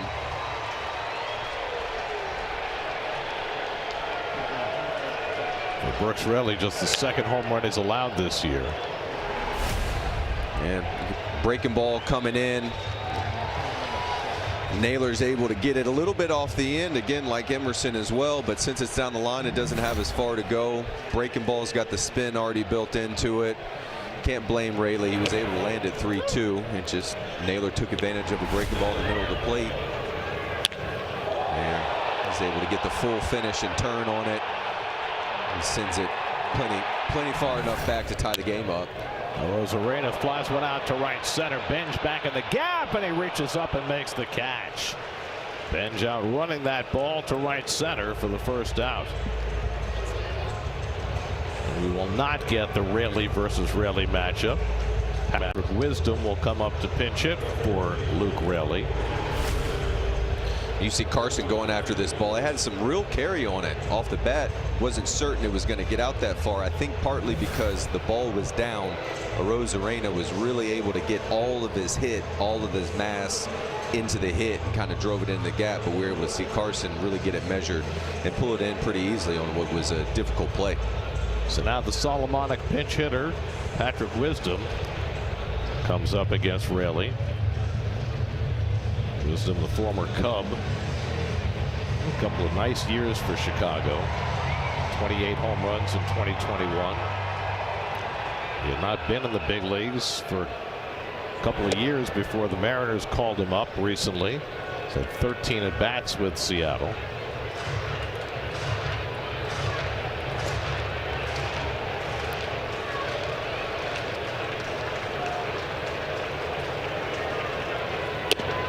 And Raley throws that cutter to the inside corner for a strike, and it's 0-2.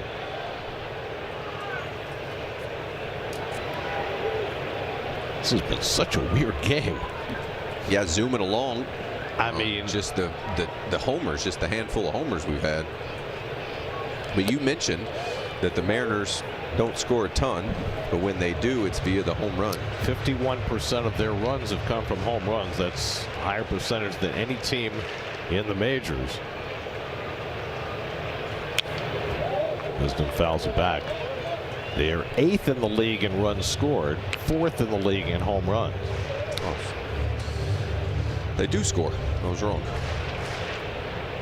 I guess what is that league, like American League? So yeah. Middle of the pack, American League. And that's gotten better in the last week. 6-game winning streak will do that to you. 37 runs in those 6 games. Raley didn't get the call on that changeup, and Terens is going to challenge it. Looked like a strike from here. Yeah, it felt like it clips the bottom. It's going to be ever so subtly on the bottom, I think, though. Yep. Strike 3. Ever so subtly. All you need is just a little bit.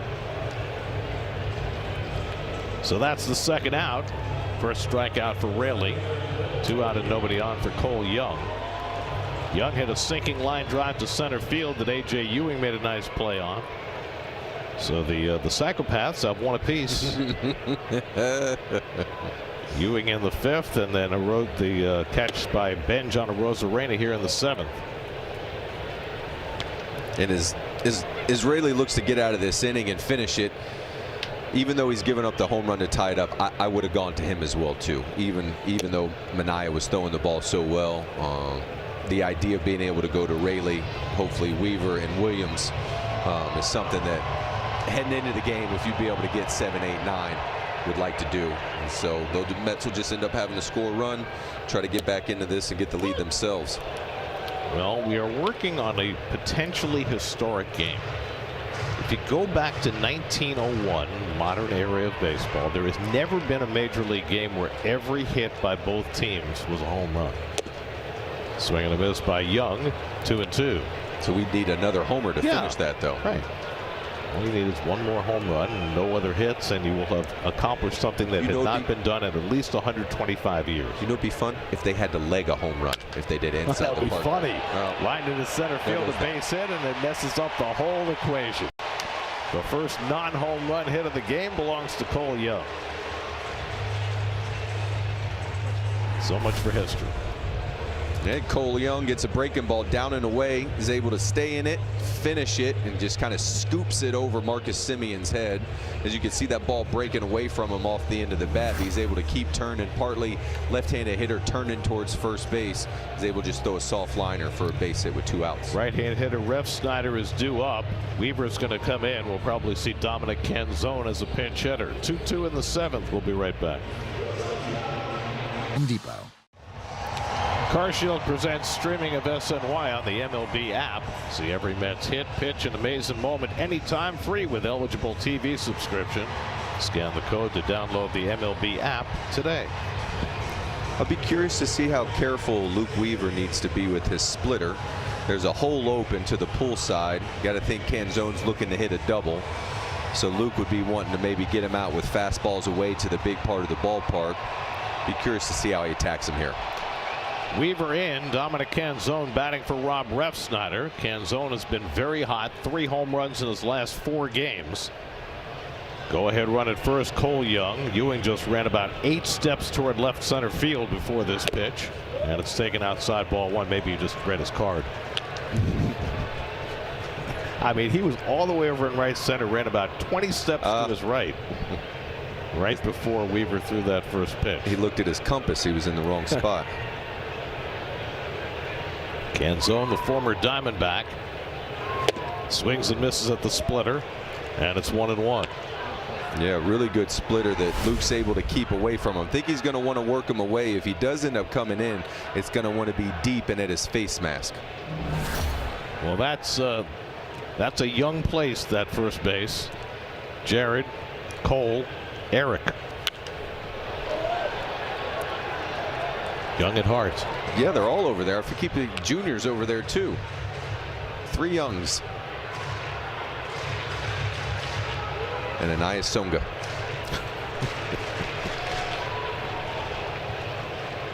Which probably means young in some tongue.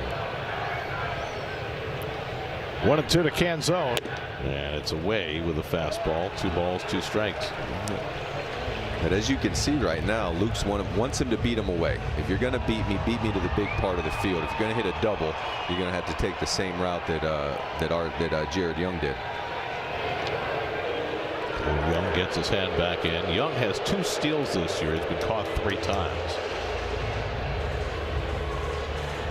One thing the Mets bullpen has been very good at has been holding runners. For years we watched base stealers take liberties against the Mets bullpen. Not this year. 2-2 to Canzone from The Ohio State University.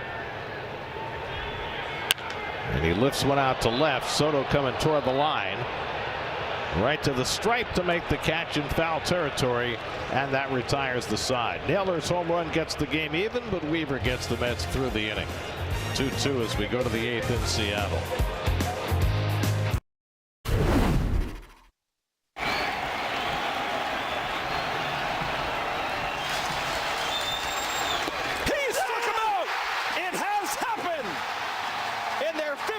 Season, Johan Santana has thrown the first no-hitter in New York Mets history.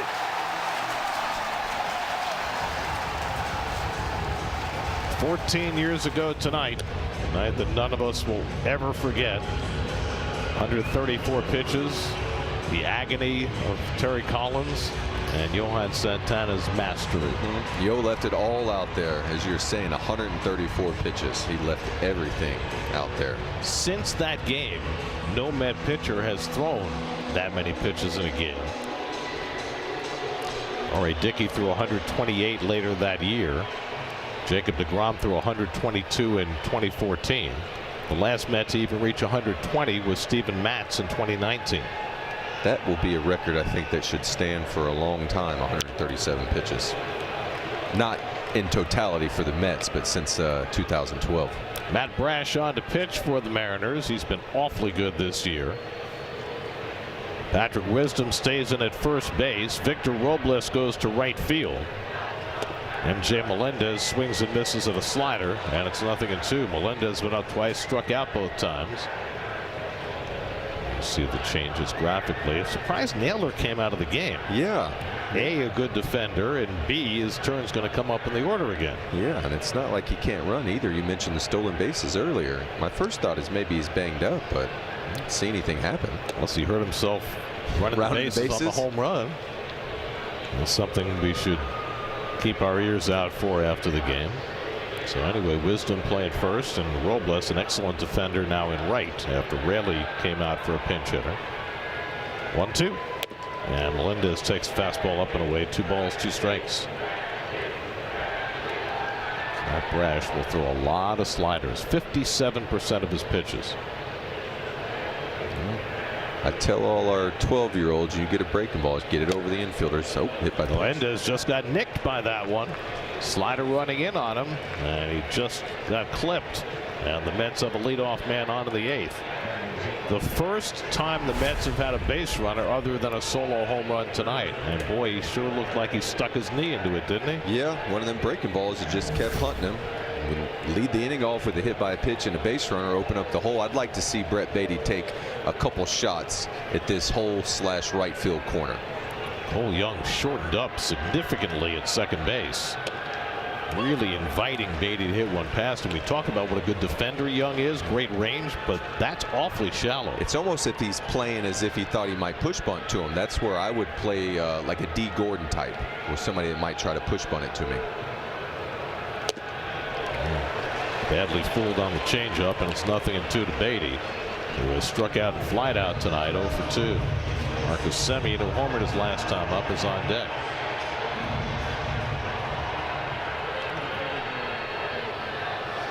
Yes, Brett calls timeout, trying to gather himself. I actually thought he might call timeout after swinging at that last pitch, but you still know that if you get a breaking ball that you can see, you can still hook it in that hole. But so far, he's thrown him 2 straight balls. The last one was a changeup away. So if you get something hard out over the plate, you could shoot it the other way. If you get something breaking into you, just try to hook in that corner of that hole. Grounds one on the right side. Young, who was playing in, makes the tag. He missed him. Now wait a second. What's the call? The second base umpire is saying what? I got it as a double play, but I got 4-3 double play. Let's see. Is it a question of obstruction or interference? I mean, the ball, the runner, and the fielder all arrived in the same place at the same time. Oh, the runner almost looked like he was past him. The runner has got to get. They're calling it out. Yeah, they're calling Melendez out for interference, interfering with Young's ability to field the ball, and that's why it's a double play. Yeah. All right. Oh, I mean, he did run. He ran into the glove, so he's out anyway. I mean, it's not interference for me. It's a 4-3. But I mean, it's the runner's responsibility to allow the fielder to field the ball. But he was tagged out anyway, so I'm not sure what the issue was. But the second base umpire, Adam Beck, certainly was calling interference, and that's the way it'll go in the books. So would the runner have to alter where he runs in order to miss the defender, the fielder? If the fielder is in the act of fielding the ball, it's the runner's responsibility to get out of the way. And you have to change your route? Yes. I don't like it. I don't like it at all. Sorry. Well, I don't like it. Well, when you ran, you were invisible. So sometimes. Here's Marcus Semien, who takes a slider for a strike. Yeah, and so at this point, Melendez would need to, go inside a little bit more on the line. I mean, he certainly could have, but guess you got to give the defenders something. They are on defense, but.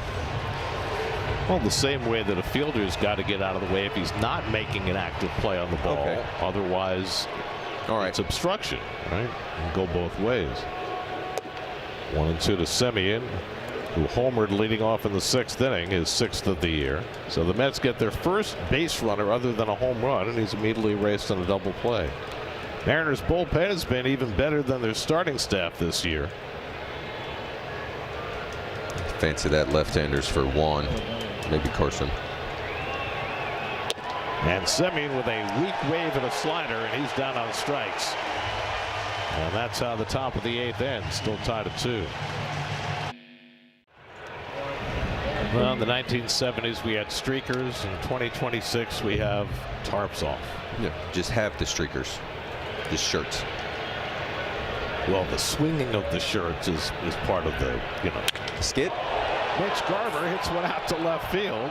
For the second time today, you hold your breath when Garver hits one, but Soto's there to grab it for the first out in the home 8th. That one sounded like he might have broke his bat off the end of it. So darn strong, though. There's contact. Probably as he rolled through, you can see it. Might have had a little chip fray off of it, but definitely off the end of the bat. He knows it. So now Colt Emerson, who homered off Sean Manaea in the 3rd inning for the first Seattle run. 1 for 2 on the night. And Weaver starts him off with a changeup, 0-1. He didn't see those in the minor leagues for the 18 months he was there. 20 years old from Zanesville, Ohio. Made his debut just 2 weeks ago. And the fastball misses away, ball and a strike. Weaver came in to get the final out in the 7th. Now he's gotten the first out in the 8th. Austin Warren was the opener tonight, got 3 outs. Sean Manaea got 15 outs in his best outing of the year. Swing and a miss and another changeup, and it's 1-2. Wouldn't mind seeing Luke go to the same pitch below the zone on the plate, even middle away-ish. But if you keep it on the plate with that slow straight one, that splitter, I think you should get him to offer. 2-2 to Emerson. Another left-hand hitter, J.P. Crawford on deck. All the runs in this game have come on solo home runs, 2 aside. 2-2. Emerson swings and misses at a fastball. And Weaver's got his first strikeout. 2 out and nobody on. New York Mets baseball on SNY is brought to you by Moomoo, home field of smart trading. Moomoo Financial Inc., member FINRA, SIPC. By Hyundai. Hyundai gives you America's best warranty on every new vehicle. Visit Hyundai.com for more information. And by HSS, #1 in orthopedics and the official hospital of the New York Mets. 2 out and nobody on. J.P. Crawford takes first pitch changeup off the plate for ball 1. Crawford 0 for 3, struck out looking twice against Sean Manaea. Happy just to face a right-hander now.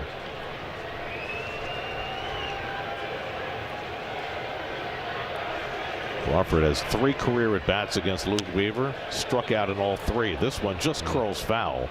Torrens tried to pounce on that before it went foul. Josh Naylor tied this game with a 7th inning home run. According to Mariners PR, since 2021, nobody in Major League Baseball has more game-tying or go-ahead hits from the 7th inning on than Josh Naylor. 39 of them. 5 more than Kyle Schwarber, Eugenio Suarez, and Adolis Garcia. 1-1. Change-up low and away. 2 balls and a strike to Crawford.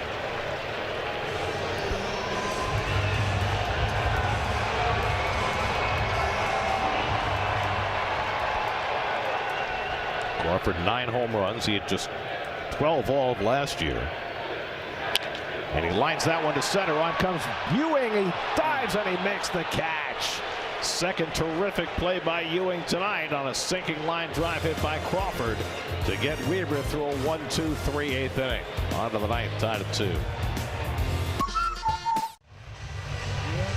After we're done here, keep it tuned for Mercedes-Benz post-game live. Gary Apple and Todd Zeal will be staying up late with all the highlights, all the analysis, all the interviews. Mercedes-Benz post-game live. There's Juan celebrating his psychopaths. The hulking closer of the Mariners, Andres Munoz, is on to pitch the top of the ninth. And gets his first slider for ball 1. I'd like to see Torrens take a strike here. See if he can get on base. Gets the closer. Munoz, two-time All-Star, saved 38 games last year. But he's not in his best stretch right now. He's given up a run in each of his last 2 outings. His ERA for the season is 4.98. He's never had an ERA over 3 in his career. This is badly with his fastball, and it's 2-1. Benj and Bichette to follow. Soto due up 4th in the inning. Andres Munoz has been with the Mariners since 2021.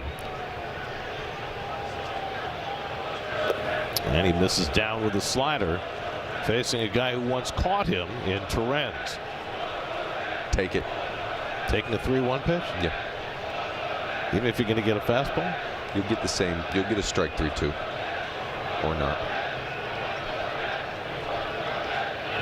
He hits it on the ground to the second baseman, Young.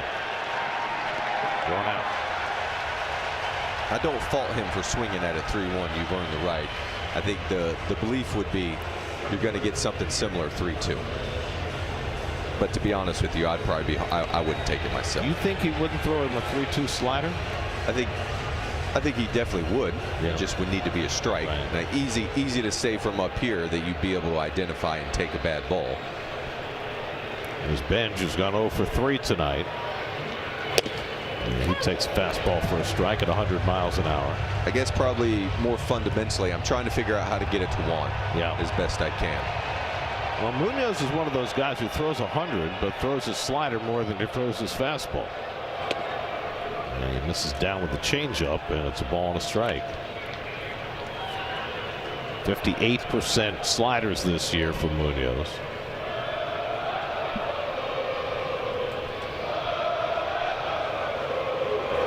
And a back foot slider that Benj had no chance on. That's 1-2.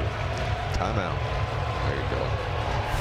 Yeah, as Gary said, breaking ball just gets underneath his barrel. He's thinking it's a fastball, and he's already offered too far once he realizes it's a curveball. Slider. 1-2 to Benj with Bichette on deck. And the slider gets him. So he threw back-to-back back foot sliders to strike out Benj for the second out. Devin Williams is up in the Mets bullpen, getting ready for the bottom of the ninth. Well, Bichette's gone 0 for 3 tonight. 1 for 5 in his career against Munoz. And both swings and misses of the slider, 0-1. I don't mind that at all. It looked like he was looking for it and got his swing off on it. It looked like he identified it pretty well.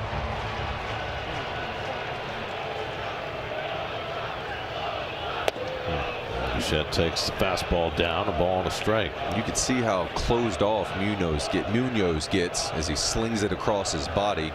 Much more difficult for the right-handed hitters to be able to pick it up. And Bichette chops one out to short. Nice big hop for Crawford. High throw, but pulled down by Wisdom. Side retired. Devin Williams in for the bottom of the ninth. 2-2 game. Here's your Audi game-changing drive. Josh Naylor tying the game with a 7th-inning home run off Brooks Raley. 6th home run of the year for Naylor, only the 2nd one Raley's given up. And tied the game at 2, and that's where we have stayed heading into the bottom of the ninth, where the Mariners will be looking for their 6th walk-off win. They have more walk-off wins than any team in the American League, including yesterday, a game they won in the 10th inning against the Diamondbacks. Devin Williams on to try and get this game to extra innings. Julio Rodriguez leads off and swings and misses at the first airbender, 0-1. Rodriguez was looking to end it on the first swing. Yeah, we're going to need to scoop and score that low spin and airbender if he wants to end it. Looking for the express, got the local. There's another one that's in for a strike. 0-2 to Rodriguez, who's 0 for 3 tonight.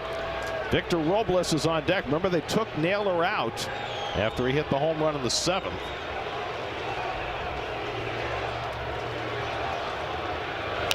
And Julio grounds one foul. 3 straight changeups from Williams. Devin last pitched on Saturday. A 1-2-3 ninth, and the Mets 6-1 win over Miami. They are chanting Julio. Julio. Picking fastball at the face mask up and in, or airbender on the plate away. Foul back the high fastball.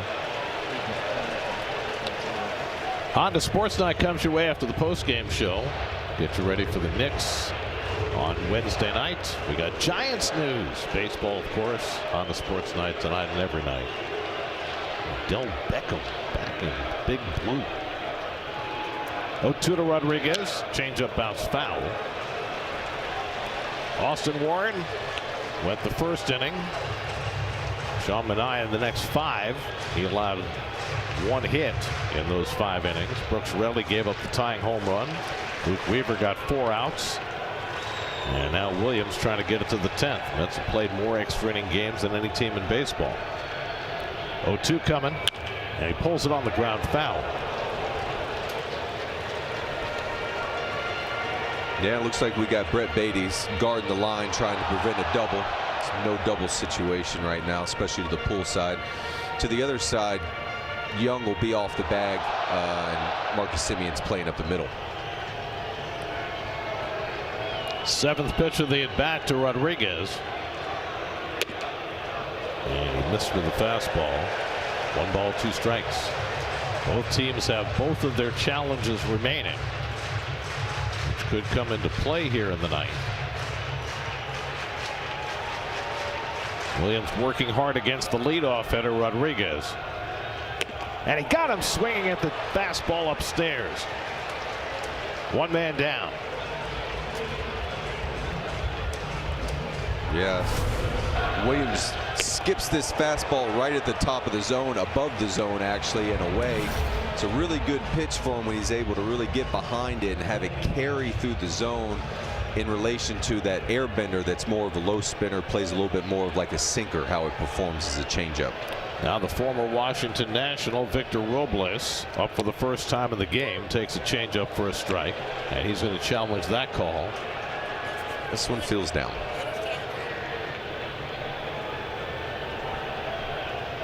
And so it is.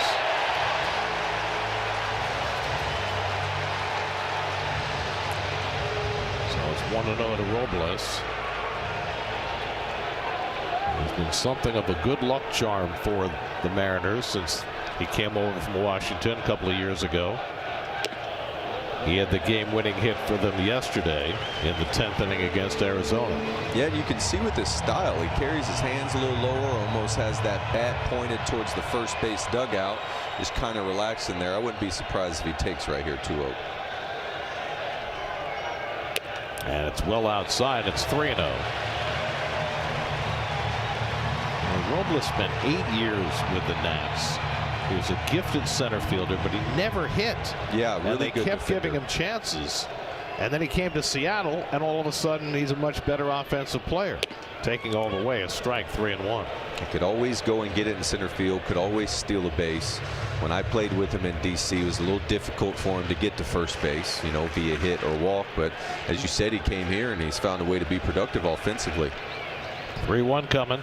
Swing and a miss at the changeup, and it's 3-2. Randy Arozarena is on deck. As you can see, carrying those hands nice and low. Probably be better if he could get forward a little bit more. Might help him with that changeup, as Devin was able to get that underneath of him. Ground ball to third. In comes Beatty. Do or die. Hoppy picks it and throws him out. Oh, wow. Beatty took a chance coming in to play that offbeat hop, and he was able to snag it and throw out Robles. He sure did take a chance, Gary. Look at him. Sends it in there. Hats off to you, Brett Beatty, because if he hangs back on that ball, he's going to have to get it in the air so fast with how Robles runs.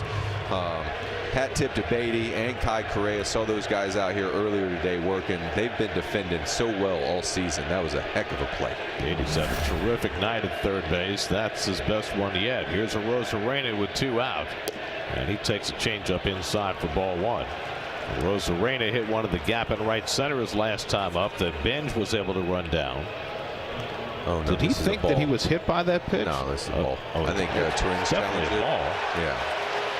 Did the umpire call it a strike? No, I called it a ball. I think Louis challenged it.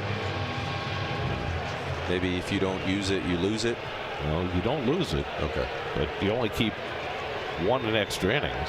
If you only have 1. A ball and a strike to a Rosarena. And if you have no challenges, you still get 1 in extra. You get 1 more in extra innings, correct? So they'll just keep it. They won't go from 1 to 2 right. if it goes to extras. It goes from 0 to 1. But 1 to 1 or 2 to 2. I'm not sure why. No rollover minutes here. Right.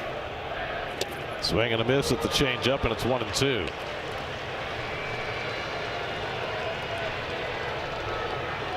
Hasn't been an easy inning for Devin Williams.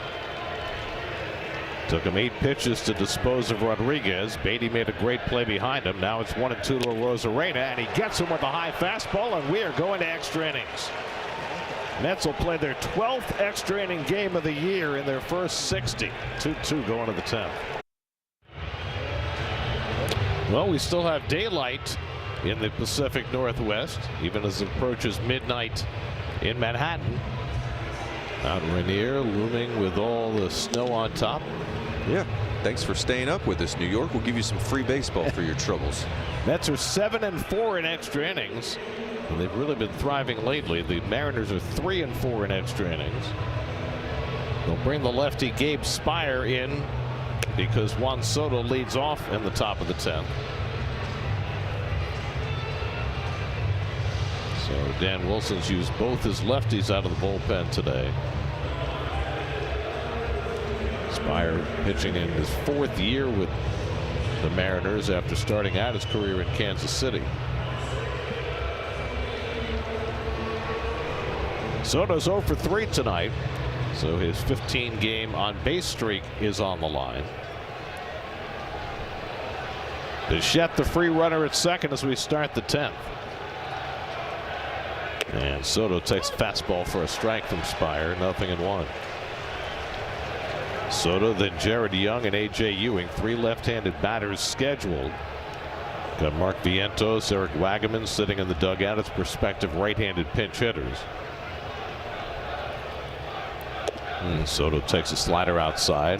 Ball and a strike. Juan, I think, will be looking for a fastball similar to the one he got 0-0, maybe a little closer to him that he could at the least get to the first or second baseman on the ground to get Bichette over to third, or perhaps get it over their head, hit a double, or score himself.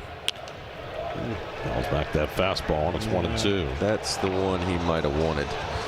But he knows that he sees the ball so well that you can't see on the field right now. But Crawford is up the middle, and the third baseman, Colt, has to defend third base in case of the stolen base, so he can still go the other way if necessary. Slider misses away, and it's 2-2. Mariners have gotten 3 hitless innings out of their bullpen, an inning apiece from Ferrer, Brash, and Munoz. Now Spire working the 10th. 2-2 to Soto. And Juan lays off. It's on the outside corner. He'll call for a challenge. I fear this one is there. It is a ball. He knows gets better the call than me. overturned. And the Mets still have 1 challenge remaining. That's a big one. Gets them to 3-2, leading off in the 10th.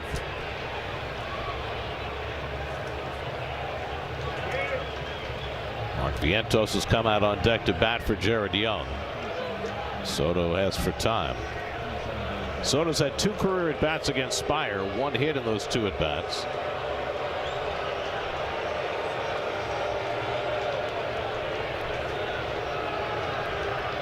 Bichette, the free runner at second, nobody out. 3-2 to Soto.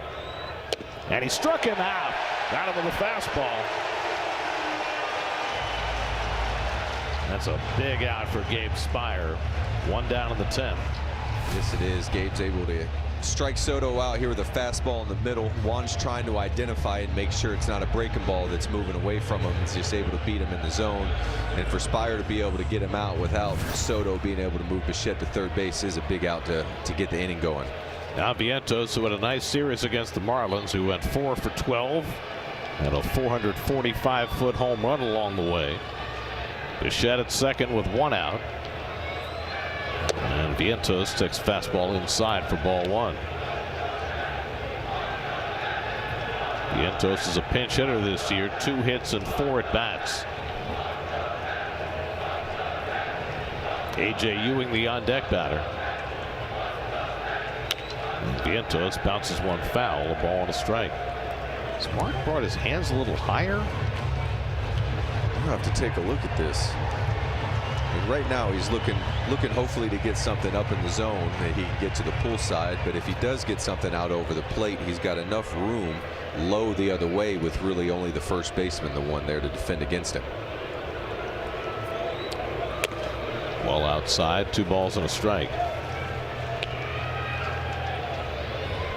Spire does have Ewing on deck. Might see a pinch hitter from Melendez if it gets that far. Still have Wagaman as a right-handed pinch hitter. 2-1 to Vientos, and he pounced one off his leg, a foul ball. 2 balls, 2 strikes. One of the things about Spire is he's got the straight fastball and the breaking ball coming into Mark, so he doesn't really have like anything moving away from him, so he can get something a little bit closer to him. 2-2 to Vientos. And Mark whacks one foul. Well, it's Tuesday in New York, but it's still daylight in Seattle on Monday. Really good for Mark to be able to get rid of that fastball at the top of the zone. That lets you know a lot as a hitter that's how much time you have. Again, the 2-2, and he lines one the other way, and that'll go foul. Really good. As a hitter, if I knew that I could get to your best fastball at the top of the zone, it was just a comfort feeling for me that I could still identify and make sure if it was a breaking ball, because you're not going to throw your best punch by me.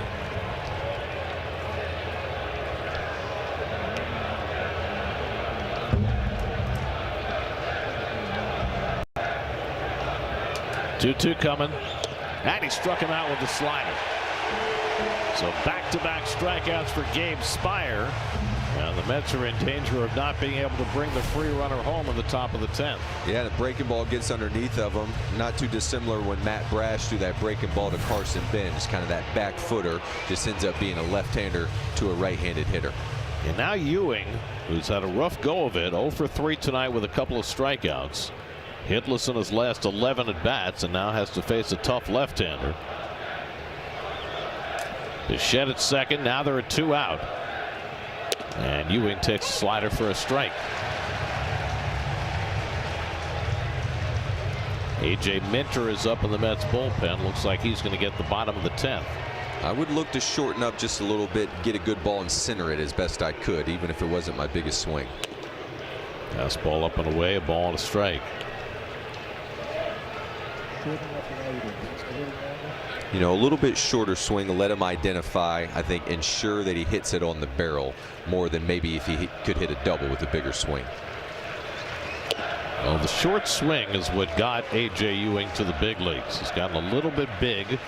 Struck out 26 times now in 65 at bats. But up in a big spot now in the 10th inning, trying to get Bichette home from second with 2 out.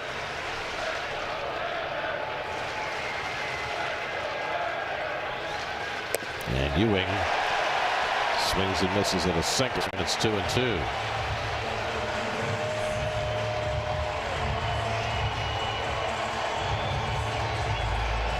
Spire has struck out his first 2 hitters. He got Soto and Vientos. Now it's 2-2 to Ewing. And A.J. able to foul off that high fastball to stay on the at bat. Easy to say from up here, but when you're going like AJ is right now, swinging and missing, not seeing it as well as you want, it's easy to want to get pushed back a little bit, kind of load backwards, like to make sure he's still attacking, even if it's not with the biggest swing.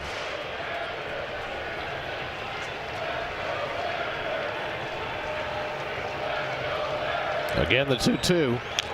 And he fouled it at the plate to stay in the at-bat. Just got a piece of that slider.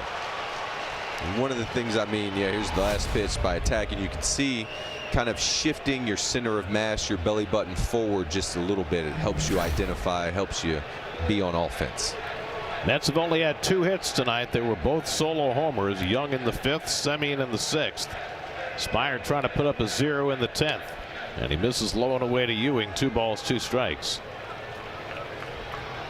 We got MJ Melendez on deck. If the Mets go to Wagaman, they've got a right-hander, Edward Bezzardo, up in the bullpen. First, Ewing has to try and keep this inning alive. 3-2 coming from Spire. And he popped it up. Crawford waits for it to come down. Side retired.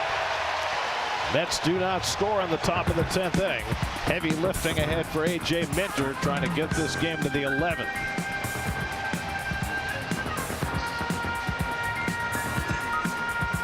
Bank of America. Well, the first 2 outings of the season for A.J. Minter, coming back from 13 months on the sidelines, were in low leverage situations. Not tonight. No. Not at all. Comes in with the free runner at second base, a fast man in Randy Arozarena, trying to get this game to the 11th. You got the right-hand hitter Patrick Wisdom due up first, and then left-hand hitters Cole Young and Dominic Canzone. Mark Vientos, who pinch hit, stays in at first base. So do they walk Wisdom here, or do they pitch to him? I think I'd probably walk him. But I'm not the skipper. And they were going to at least throw the first pitch to him. Wisdom struck out as a pinch hitter in the 7th. And takes the fastball high for Minter for ball 1. Wisdom batted for Luke Raley, who leads the Mariners in home runs. Josh Naylor, who homered in this game, was taken out in the 8th inning. Popped up on the right side in foul ground. Racing forward is Vientos, but it'll be beyond his reach. Ball and a strike to Wisdom. Really good pitch from Minter. He knows that Wisdom wants to shoot it the other way to try to get the runner to third base, but he throws him a cutter up and in that he's unable to really get his hands extended and move the runner over. Thus far in the early returns for Minter, his fastball velocity is down a bit. He's using his cutter more than ever.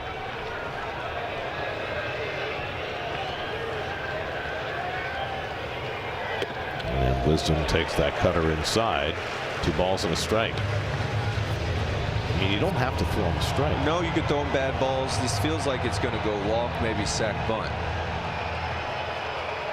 Young on deck, then Canzone. 2 lefties in a row. And that one runs inside. Now it's 3-1.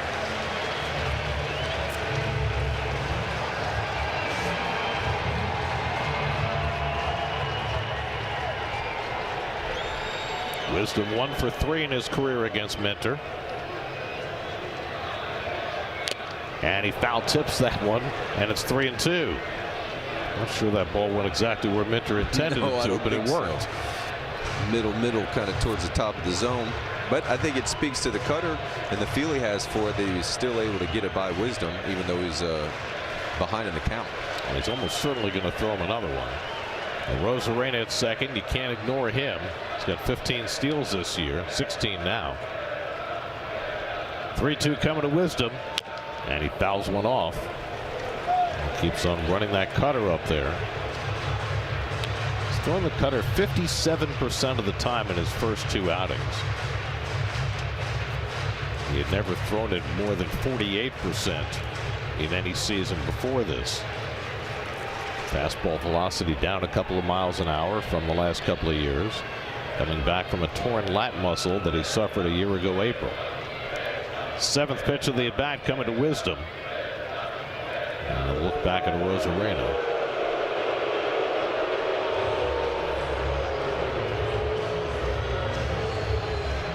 The Mets 2 runs, 2 hits. The Mariners 2 runs and 3 hits.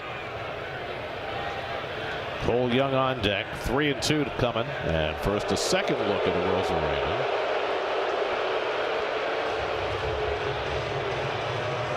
So now no more disengagements. That's right.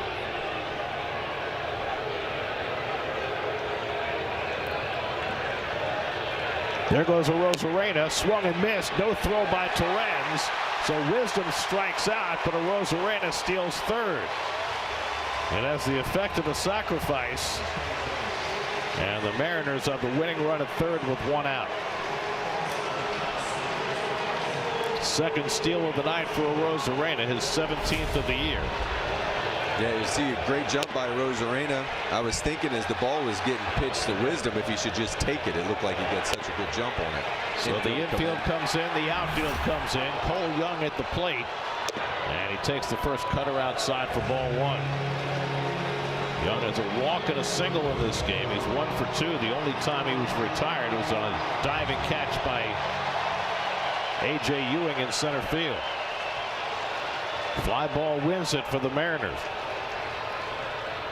And Young lines one the other way. On comes Soto. It drops for a base hit, and the Mariners win the ball game. Cole Young with the walk-off hit in the bottom of the 10th. The Mariners' 6th walk-off win of the season. Their 7th consecutive victory. And Seattle wins it 3-2 in 10.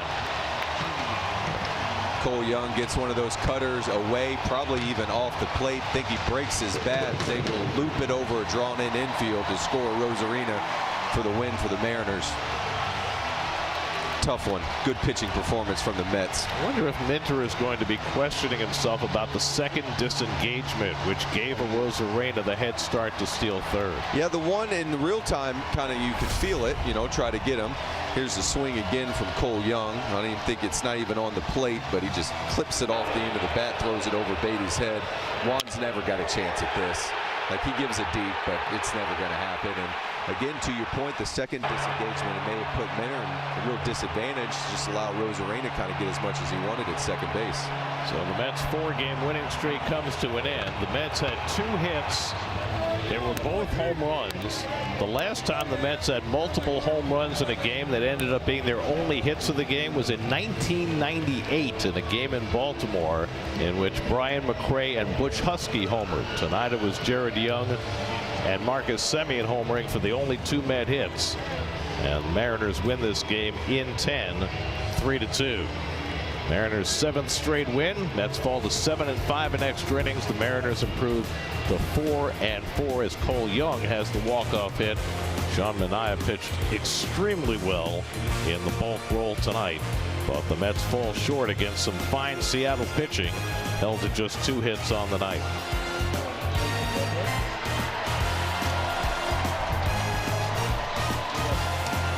New York Mets baseball on SNY is brought to you by your Tri-State Chevy dealers. Visit ChevyOffers.com. By Suffolk Credit Union. Be a HELOC hero at Suffolk Credit Union.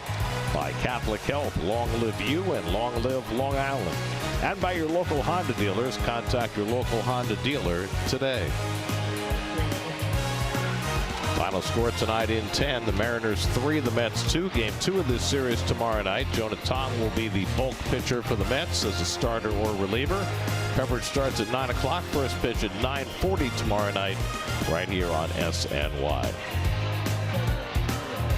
Now for Daniel Murphy, Michelle Margot, and our entire SNY crew, I'm Gary Cohen in Seattle. Time for Mercedes-Benz post-game live. Let's join Gary Apple and Todd Zeal in the studio. Gentlemen,